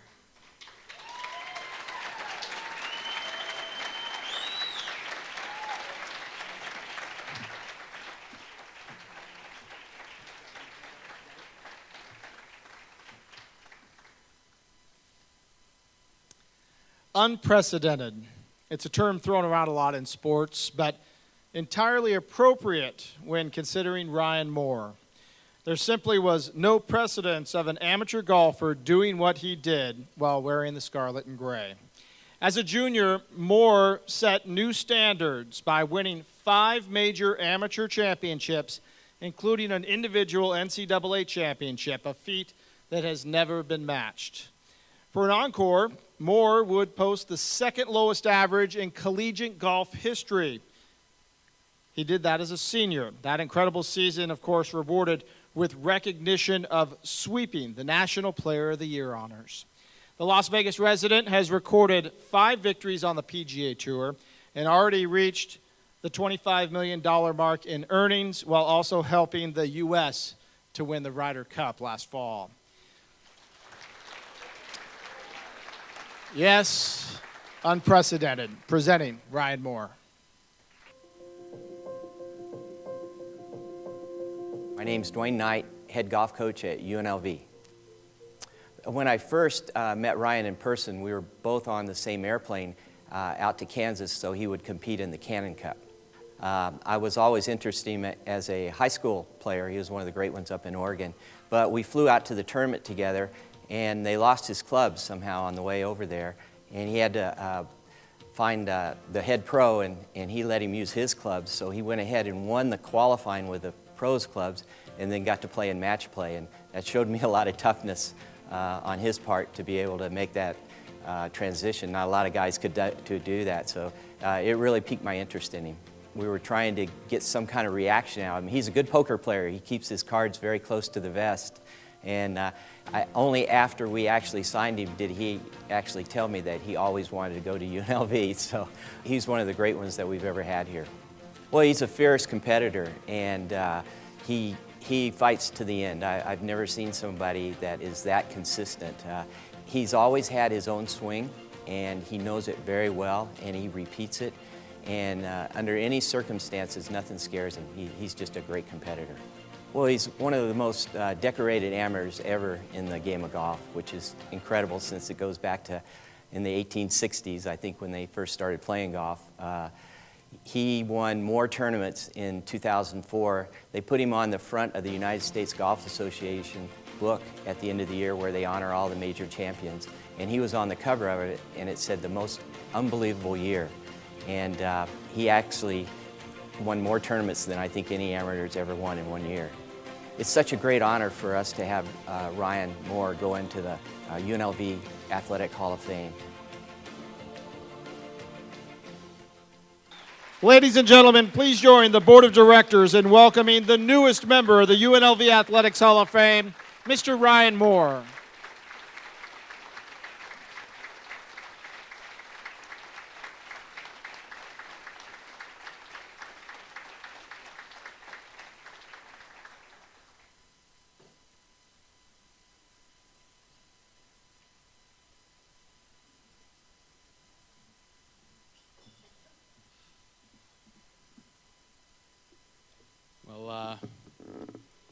Thank you. This is quite the honor. You know, it makes you step back and think about a lot of things and get to reflect a lot, you know, on your time, and a lot of my time spent here. And It's crazy. It's crazy. It's been however many years, 12, 13 years, something since I've been in school, and it goes by pretty quick. But you know, I was sitting there thinking about where it all started. You know, as far as competitive golf for me, I grew up in the state of Washington, and I played golf with my dad growing up. I think I begged him to take him with me everywhere, every time he went to a driving range or to a golf course. I think every single time I was probably begging him to take me, and he was nice enough to take me quite a bit. My dad was a good golfer, so my only reference to golf was him, and I wasn't nearly as good as him. And we finally signed up for a tournament. I think I was 11 years old. It was the first tournament I ever played. And by today's standards, that's actually pretty late to start. But I went to the first tournament. Again, I had no reference. I had never played with anybody my own age. I had no idea I was actually even good. And I got on the first hole.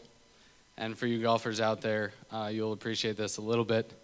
At 11 years old, I remember the hole was about 250 yards. I drove the first green and won, and 2-putted for birdie. I was like, well, I like this. This is nice. This is fun. I went on to shoot 39 that day for a 9-hole tournament. I think I won by 8 or 10, and I was like, yeah, I really like this. This is fun. And you know, it's funny to look back at that, and just this is what I was born to do, and UNLV was that vehicle for me to really accelerate my career. I want to thank Coach Knight for just developing such a great program that had so much history, and it really was. He was telling the truth. I was never very open about, I don't know, what I was going to do or my intentions, and it's good to know that you didn't know. That's what I was trying to do. I was trying to make you sweat it out a little bit. But you know, it's funny. I played one of my first big national junior events was here in Las Vegas. It was an AJGA tournament over at the Legacy. And I think that was when I was 16 years old, and just something about Vegas. I loved it. I loved the atmosphere. I enjoyed the tournament, and it was really playing in that one event that just it always had this in the back of my mind is where I wanted to go to school. I was recruited and had other opportunities, but for me, this is where I was meant to be, and this is where I was going to go to school. And so, you know, I was so fortunate that they had a scholarship for me, and it was something that was, you know, that I was able to do. I'm very fortunate as well. You know, I grew up in a small town in the state of Washington that my parents allowed me to go to school in Las Vegas. That was, you know, we were actually talking on the way down with my mom, and she's like, yeah, I don't know what I was thinking. Actually, that's kind of crazy when you really think about it now. But, you know, I've grown to just love this town and really be a part of it. This is where, you know, this is where we call home still, and it's such a great place. And you know, just the program, like I said, it really helped me develop into the golfer I am today, and it was that vehicle for me to accelerate to the next level. And you know, I will forever be grateful for that, and I'm very honored that I am a part of the UNLV Hall of Fame now. So thank you.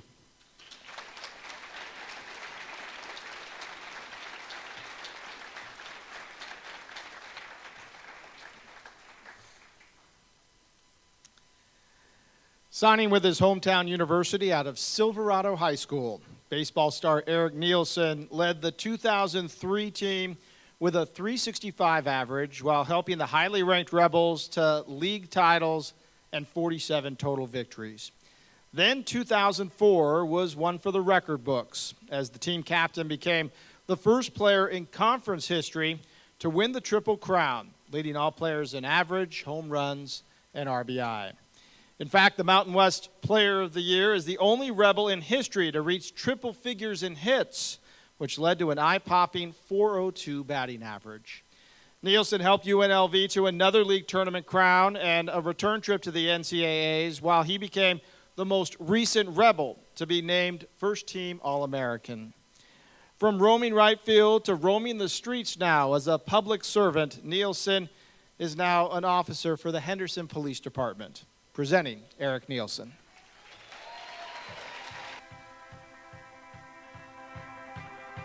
My name is Eric Nielsen, played right field 2001 to 2004 from Las Vegas, Nevada. The reason I chose to play at UNLV, mainly in part was my best friends were going there. We had a team at Silverado where had James and Joe Wickman, Ryan Ruiz, and Robbie Van all attending UNLV. You know, under Coach Schlossnagel's tutelage, he was a very young coach coming in. Looking back on it now, he was young coming in. The guy had a lot of fire in him. It's evident to where he's at today. Day one, you know, he always instilled, you know, have a white collar appearance with a blue collar approach, and I really think that paid dividends with us. You know, the things that I credit on becoming, I guess, such a dominant hitter in 2004 was just all the hard work that I put in the cage. You know, getting to the field early, staying late sometimes after practices. But you know, Coach Goldsmith and I always had a plan up at the plate. But the harder I worked, the luckier I got, really. And I was fortunate enough that 2004 season, the ball looked like a grapefruit, and I was able to capitalize on all the hard work you put in the off seasons, in the weight room, and then ultimately on the field. It's just a true testament of, you know, all your hard work paying off. So to win those back-to-back, obviously it's satisfying to know that, hey, we did something as a team.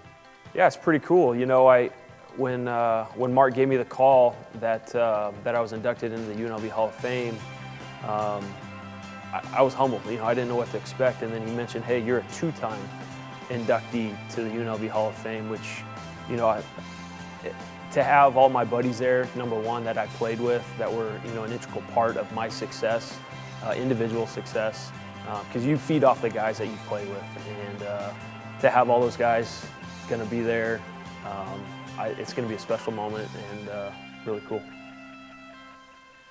Ladies and gentlemen, please join the Board of Directors in welcoming the newest member of the UNLV Athletics Hall of Fame, Mr. Eric Nielsen.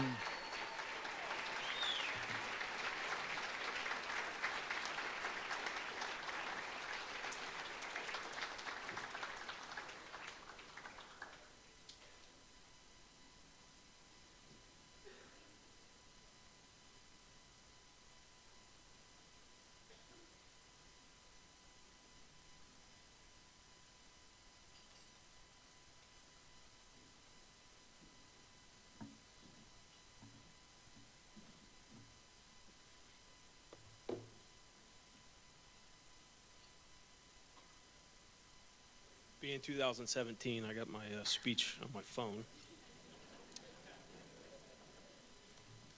Well, with that said, I stand up here humbled and overwhelmed to the UNLV Hall of Fame committee, my family, my friends, coworkers, teammates and coaches, and fellow 2017 UNLV Hall of Fame inductees. It is a privilege to be up here in front of you tonight.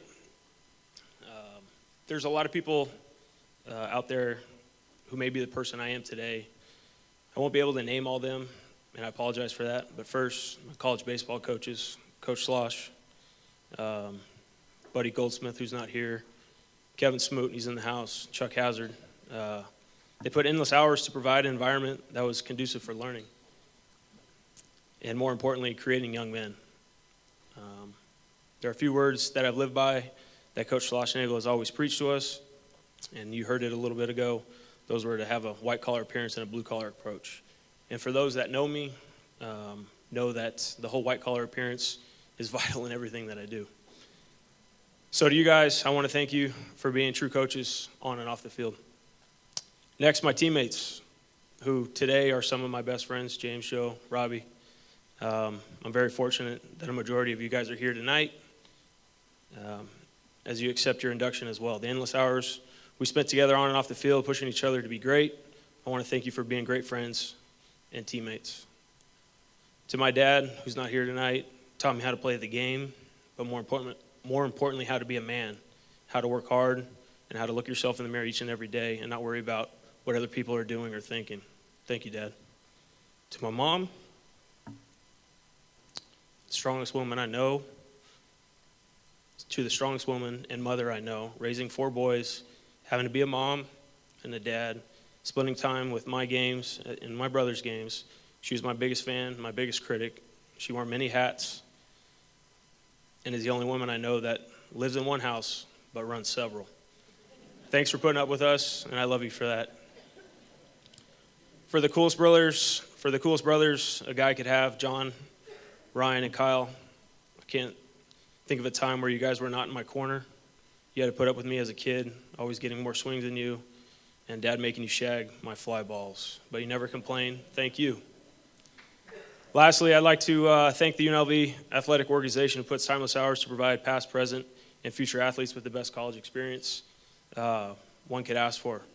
I'm humbled to be up here today as a member of the UNLV Athletic Committee, or Athletic Hall of Fame, and to be inducted in any Hall of Fame is not something I ever dreamt of as a kid. I just wanted to play the game and compete, and with that, I think I covered it all, and I can't think of a better way to close my baseball career book. Thank you.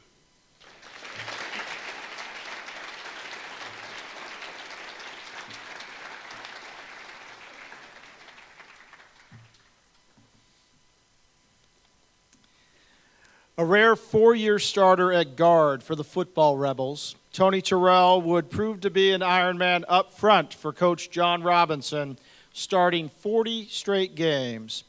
Known around Rebel Park as the Night Rider, he would block for the only back-to-back 1,000-yard rushers in UNLV history, and as a senior was named first-team All-Mountain West, the last O-lineman to earn that honor. Terrell eventually became a 3-time graduate of UNLV. He currently serves as the Assistant Director of Learning Support at UNLV's Academic Success Center.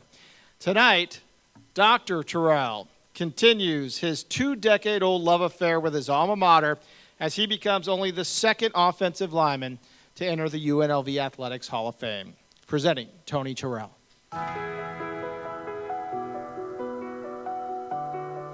Tony Terrell, my position, offensive line, right guard, left guard, depending on the formation and strength. I played for UNLV from 1998 to 2002. I had a sit down with Coach Jeff Horton and other coaches, and they were very high on me as a recruit and said, we're going to recruit you hard, we're going to recruit you hard. You know, I'm thinking, you know, no way, I'm just an offensive lineman and I don't think I'm that good anyway, but they saw something in me. So that's what really formed the bond from being camp MVP in 1997. Then the school followed me throughout my senior season at Hawthorne High School. And then they kept recruiting me, and they came down to 2 schools. It was UNLV and Washington State. But one of the coaches from Washington State, Buzz Preston, ended up coming to UNLV to be the offensive coordinator. So I thought it was fate, serendipity. So I ended up signing with UNLV, and the rest is history. It was an awesome season. I mean, there were so many great things that happened. Just being the underdog and proving people wrong, I guess I would say nobody gave us a chance. We had to win 4 games in a row to even go to the Las Vegas Bowl. So that was, seeing us work together, come together, and believe in each other, kind of like us against the world kind of feeling. It kind of feels like I'm getting imposter syndrome. You know, did they get the right person? Is it me? I've always been bad at self-promotion, so it's tough for me to think that I'm only the 2nd in UNLV Athletics Hall of Fame history. I'm definitely blessed and humbled by the honor. I wish I could bring my whole offensive line with me, and I thank all of those who had a really impact on my career and helped me get to this point. I'm definitely forget to say somebody's name if I try to name out everybody here and now, but you know who you are, and you're definitely a part of this.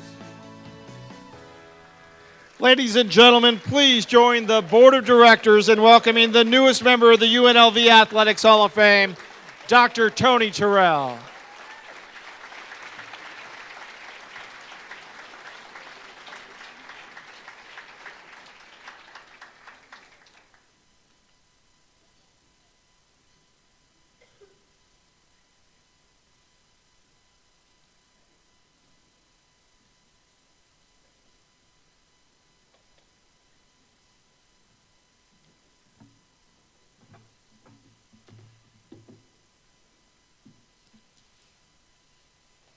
Eric, I don't got my phone. I printed it out. All right. Well, let me give a shout out to table 12 and 26. I was told the event was sold out, but somehow my uncle got in table 26. I don't know who he knows. He's been here in a while for Las Vegas. He knows some of the good guys, the good fellas. Special thanks to President Jessup, the Athletic Department, Hall of Fame Committee, table sponsors, and volunteers for hosting this event and helping it come to fruition. I'm humbled and blessed by this honor and thankful to be recognized in such an extraordinary manner. I hope my Creator is pleased with how I've used my talents thus far. It takes a village to raise a student athlete and professional that's first generation in all categories. The women and men, yes, women are beating the men, they're outscoring the men right now in my village, accepted the challenge. And thank you for accepting it. My mother, the medicine woman, cures my illnesses with scripture and actual supplements. My wife is the definition of unconditional love. She knows how to help me when I need it, so I know prayer works. Coach Horton made me a rebel. MMB told me to bring the pain in the trenches, but Coach Robinson told me winners are made. Jamal, Steve, Joe, we were made. Winners are made, he told me, in academics, athletics, and life, here at UNLV. Well, he delivered on his promise. If you don't believe me, you can ask Arkansas. E.T. taught me life and leadership skills, and Ms. Henry developed the path to graduation. The Wallingtons made me a UNLV athletic spokesman. The Dimmits and the Jets attended every game, cheered loud, and went into overtime for me. My uncle Lawrence Diggs attended my first banquet in 1998 and never turned his back on me. Laurel and Mike Ellis exemplified Rebel pride, and after I got cut from the San Diego Chargers, they did not give up on me, and they did not let me give up on life. They were instrumental in pulling me out of my self-diagnosed PTSD. We can laugh at that now. We can laugh at that now. They also helped me put together a plan for entry-level employment. At this time, my coach, Rod Boris, who's now with the Buffalo Bills, told me to utilize my social capital. After I looked it up, I was on the same page. And men like Mike Chudd and Chuck Davison, who's here today, gave me some very inspirational words of wisdom that I will never forget. Tina Koons-Murphy and Pam Hicks gave me my first opportunity to prove myself as a professional. I never met two sisters who could make you laugh and cry in the same conversation. King Kong ain't got nothing on these women. If you don't believe me, ask their husbands. Vaughn Catalubic told me to jump in and trust me. She's a swimming coach, and I even took her class, so I said, okay. And I did without a life jacket, and I accumulated more professional accolades and social experiences that exceeded my wildest dreams. Vaughn, thank you for believing in me and helping me feel comfortable in my athlete and my professional skin. Well, it's time to say goodbye, football. I love you. You were my first love. You accepted me and were the catalyst for my on-the-field personalities like TNT in high school and the Knight Rider in college. You gave me an outlet to release the pain of death and injustice I experienced as an adolescent. For me, you were my life, not just a hobby. Unfortunately, now I must officially transition into fandom. I do so with great optimism as a UNLV Football Foundation member, UNLV athletic supporter, and Las Vegas Raider fanatics. All my Rebel Raiders, make some noise. Thank you.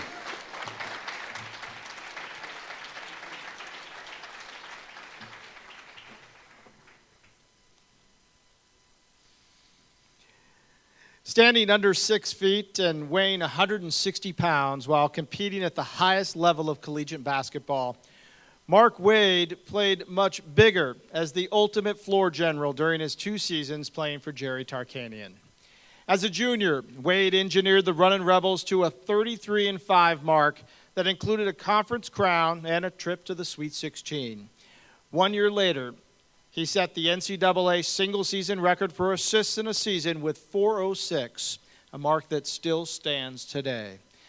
That total included UNLV's single-game record of 21. That Runnin' Rebels squad would be the first to end the regular season ranked #1 in the nation. Although they lost a thriller to eventual national champion Indiana, Waid would set the Final Four record with 18 assists against the Hoosiers and end the event with 2 more NCAA records, most assists in a tournament and most assists per game in a career. Let us assist in presenting Marc Wade. Hi, I'm Marc Wade. I was playing guard for the 1987 UNLV basketball team. I started out at Oklahoma University as a freshman, and I actually talked to Coach Tarkanian my freshman year as I quit the University of Oklahoma basketball program, and we discussed about me transferring, and he just felt like it wouldn't be the right situation. I ended up going to El Camino Junior College for my sophomore year, and lo and behold, started getting recruited by UNLV out of El Camino, and I made it to UNLV the following year. I don't think people realize the time we put in the practices and some of the things we had to go through for game night, but the practices are the things that, as a former player for UNLV and playing for Coach Tarkanian, that I remember the way he pushed and drove us to reach our maximum effort for game nights. The biggest thing is the game has evolved, and I think the dream of playing in the NBA gets fostered early, and that thought process starts you down the road of being a little more selfish, a little more I have to get mine. And I think back when we played, it was such a team sport. And me personally, it was all about winning. But I just think the game has evolved, and I don't know if there's really any players that have that mindset of pass first all the time like I did, and basically because I played with a bunch of great players.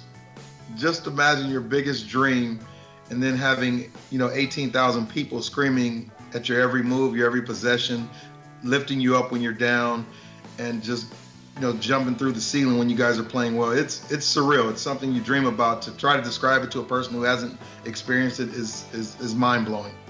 Still on cloud 9. I was in tears when I got the phone call from Marc, and it's something that for the last probably 8 years I've thought about, and I've sat back and reflected that I really wanted the Hall of Fame just to culminate what I did at UNLV and to be recognized for what I did on the court, because I never played for any awards or for anybody to pat me on the back. But for some reason, this one was in the back of my mind, and I really wanted the university to recognize me. And so it was really just overwhelming when Marc gave me the call. Just overwhelming. Ladies and gentlemen, please join the board of directors in welcoming the newest member of the UNLV Athletics Hall of Fame, Mr. Marc Wade.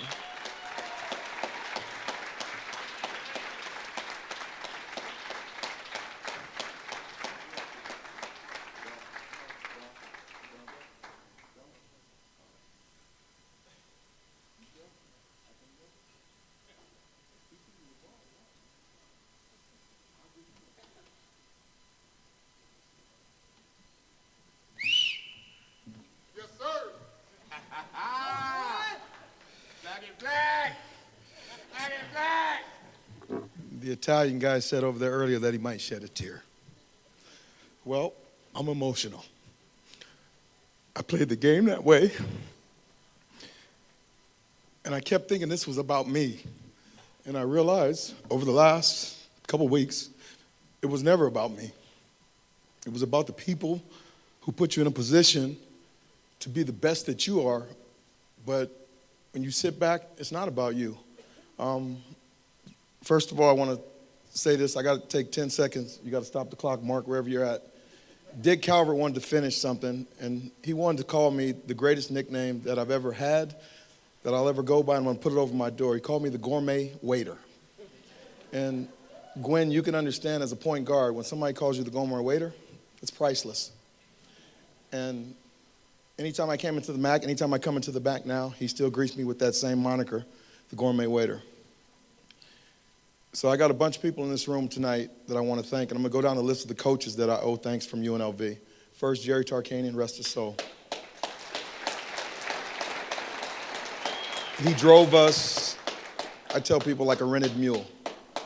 But the things that we did in practice made the games easy, and it was where we had peace of mind. Another coach I want to thank is Mark Workentine.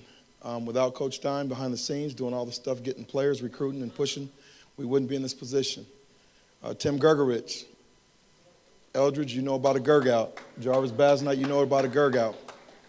Without Gerg, again, you guys don't know what we did in the gym. And I'm going to give you a little story real quick.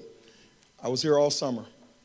And I worked out every day, went to work every day at Palace Station. At the end of the summer, Coach Gerg said to me, to my face, he thought they made a mistake.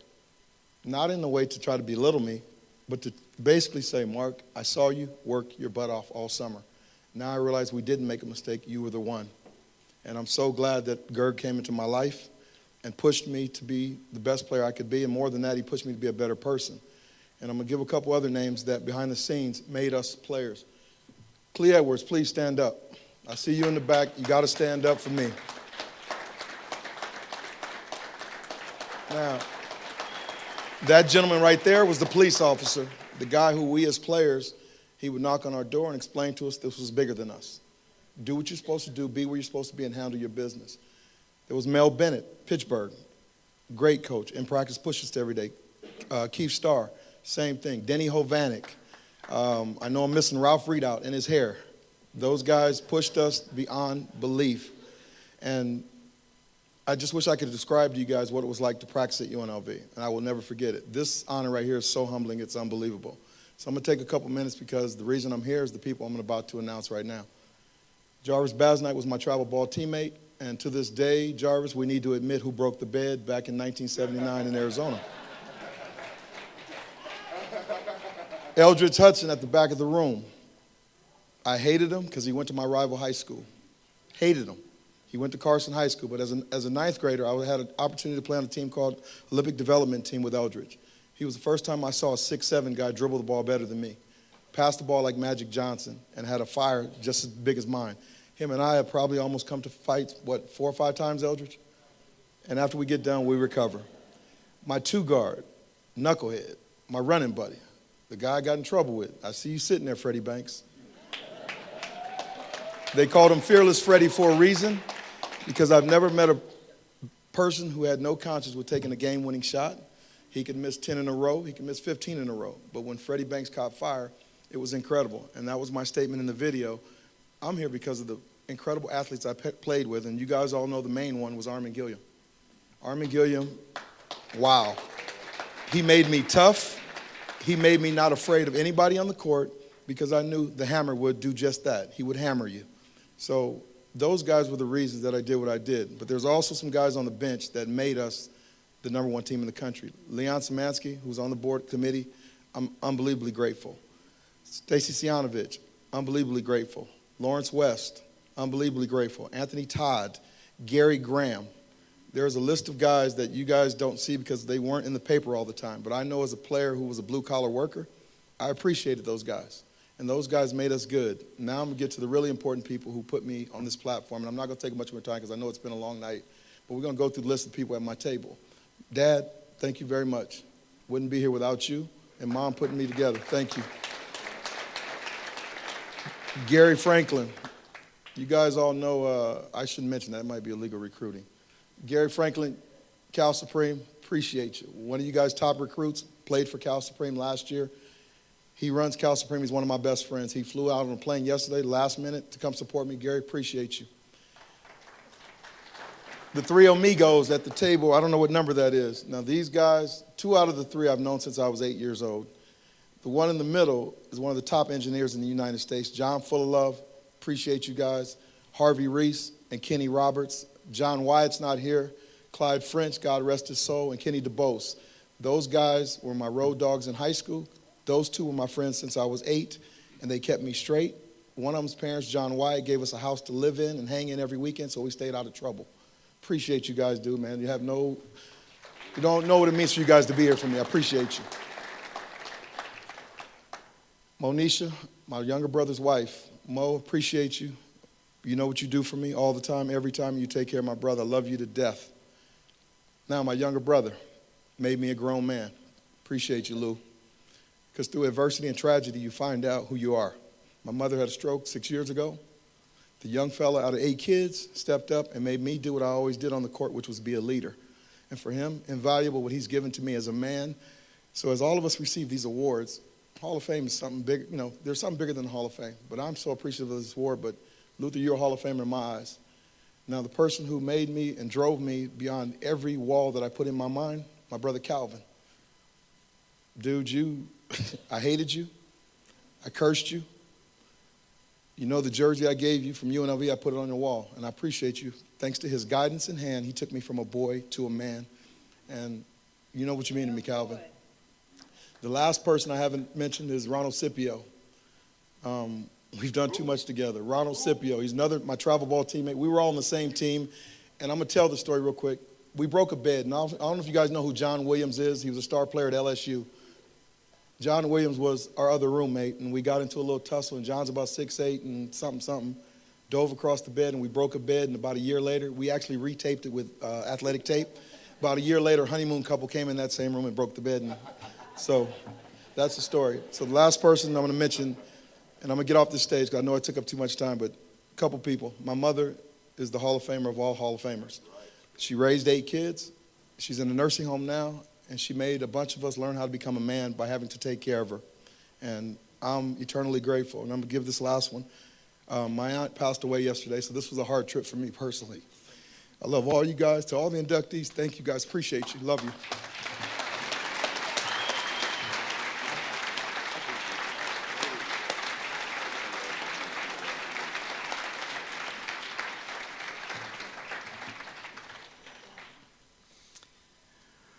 First regular season conference championship in program history. UNLV's second league tourney title. Second most wins in a season with 47. Coach of the Year, Player of the Year, and Conference Tournament MVP. Those are just some of the headlines for the 2003 UNLV baseball team, which can also lay claim to leading the West in famous dads and radio announcers as the current voice of the Red Sox and a Baseball Hall of Famer in Dick Williams that were behind the mic. Led by second-year head coach Jim Schlossnagle, UNLV went 24-6 in the Mountain West and then headed to Albuquerque for the postseason party where the high-scoring Rebels did not lose a game in taking down 3 opponents by a gaudy combined score of 49-16.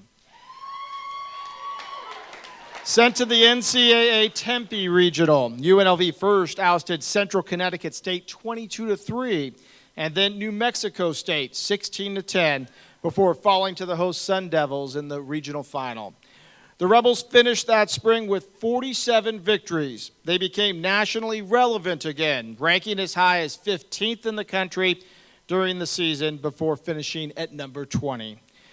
The 2003 Rebels remained prominent up and down the school record book from all facets of the game, including having whiffed the most batters, stroked the most doubles, and posted the top fielding percentage in school history.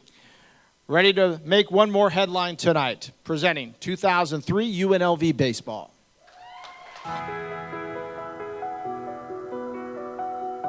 I'm Tim Neverett, play-by-play announcer for the Boston Red Sox and former play-by-play announcer for UNLV Baseball. What do I remember about the UNLV baseball team in 2003? It had a ton of talent, first and foremost. It was a lot of fun to be around because these were a bunch of guys who wanted to do nothing but win. And that's all they did, it seemed like. You know, you go through a 56-game season and you win better than 40 games, there's something to that. You win your conference going away. You go to the regionals as a number 2 seed. I mean, they had a lot of stuff going for them. They had pitching, they had hitting, they had guys who went on to play professionally after that, and really acquitted themselves well. So I remember it was just a great group, and it was led by Jim Schlossnagle, who has gone on and done great things at TCU after he left UNLV. But I think with Jim, he was a pretty hard-nosed guy, a no-nonsense guy. He wanted things done his way and his way only, and it's worked for him. It really has. And I think when he first came in, people were kind of ruffled a little bit because, you know, he was this young guy coming in telling everybody he wanted this way, that way, and that way. But when things started going this way, that way, and that way, things really worked out well for not only Jim, but for the Rebel baseball team. He brought in really good players, he had good coaches. I mean, the atmosphere improved around the ballpark. Things, you know, physically improved around the ballpark too. So I think that, you know, his attitude and his vision and what he wanted to do with that program really made him the good coach that he is. I remember in the regional final against Arizona State, they really didn't have any pitching left. They ended up losing that game 16-1. They just didn't have enough pitching left. And I remember Jim Schlossnagle writing on the board, you know, anybody who has an inning left in their arm, write their name up here. And I believe Fernando was the first guy to do it. He said, I'll give you an inning, coach. And he didn't pitch all year. He was a first baseman and a really darn good one. And I remember at the end of the regional in Tempe, young Fernando signed with the Padres right there. It might have been in the dugout. But one of the things that really stands out was in late March when the freshman Matt Luca pitched a no-hitter against San Diego State. Struck out 11, I believe, in that game. And he was just masterful. Just a wonderful experience to be around all those guys. Ladies and gentlemen, please join the Board of Directors in welcoming the newest members of the UNLV Athletics Hall of Fame, the 2003 UNLV baseball team.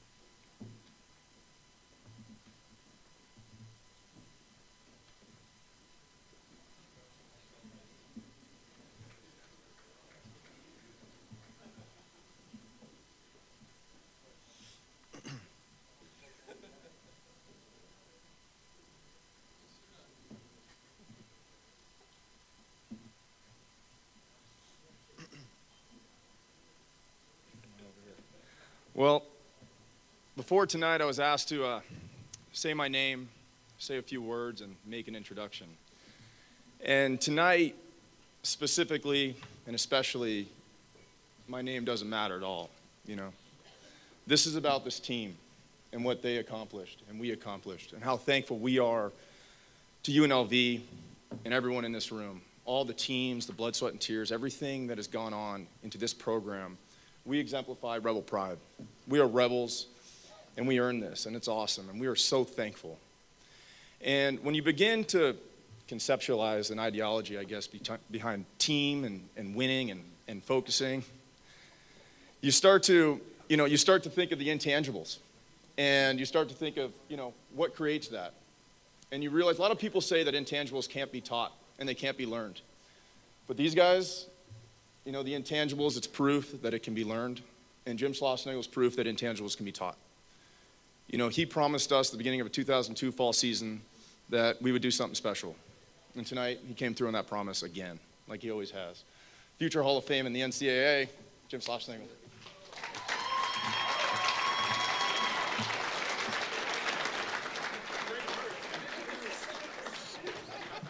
Great job, Patrick. You buy some socks. Yeah, I know we're at the tail end here of a great evening, but certainly thank you to the committee and on behalf of our team. Thanks to the committee. Thank you to or congratulations to all the other inductees. Just a few people that we have to thank because this night is all about these guys, but there's a lot more that goes into it than just the players. Coach Robinson. Was our athletic director, Jerry Koloski, Terry Cottle, Lisa Kelleher. Appreciate you, Lisa, overseeing our sport. And putting up with me. I still have no idea what a budget is, and I appreciate you dealing with that. Tasha, Bernie, Eric Tolliver, Jason Cabo, our strength coach, our assistant coaches, Buddy Goldsmith, Kevin Smoot, who's up here, and Matt Siegel. Thank you to those people. But there's a special group that I think we need to thank, and there's a lot of them here tonight, the parents of these kids, or the parents of these young men. Golly, what am I saying? They're 35 years old. The parents of these players. It really was an honor and continues to be an honor to have coached your sons.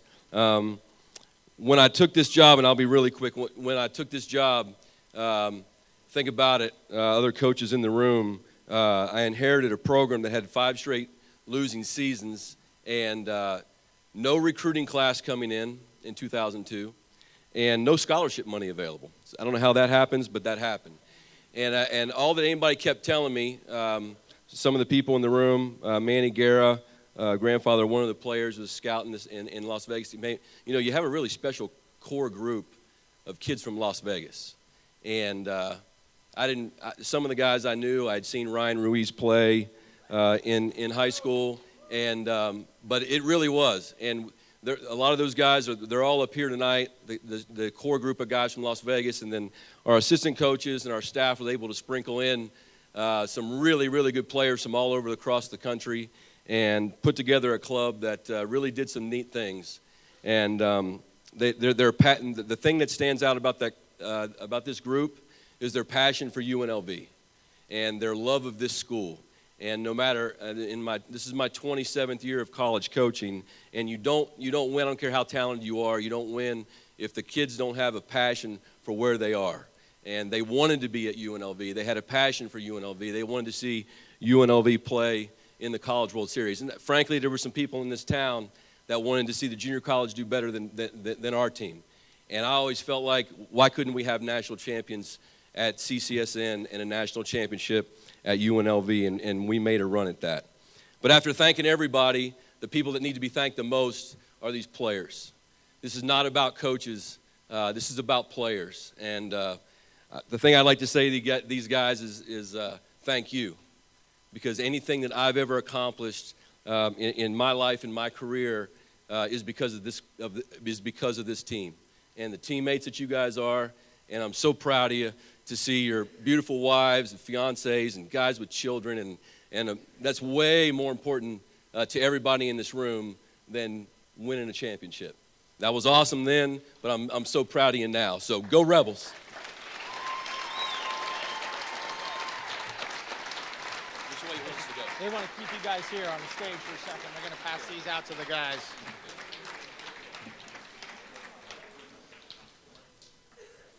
Stay with us for just a second while we hand these out. They're going to take some pictures with the whole squad up here again.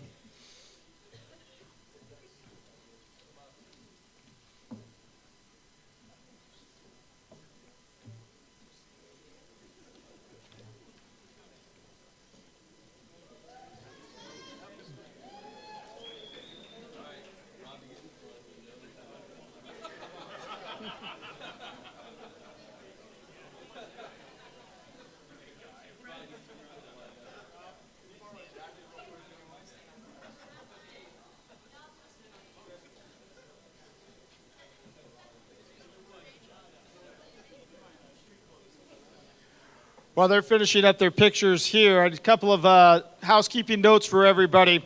Want to let you know that everyone, when they leave tonight, we're happy to present a commemorative print of the wonderful artwork that was done of this entire class. That was created by Mr. Neil Portney, who is with us this evening. So please make sure to get your print on the way out. And also, as soon as they're done with these pictures, we'd like to have all of our Hall of Fame inductees come back up to the front so we can take some more pictures together as a class. And we do want to say to everybody here, thank you so much. We really enjoyed having you here. We've enjoyed a lot of laughs, a few tears, and certainly want to thank all these people for some great memories that they've provided once again for us. And we hope that you'll come out and see the UNLV Hall of Famers of tomorrow at our UNLV athletic events in the future. Thanks so much for joining us tonight. Good night. that tonight's gonna be a good night, that tonight's gonna be a good night, that tonight's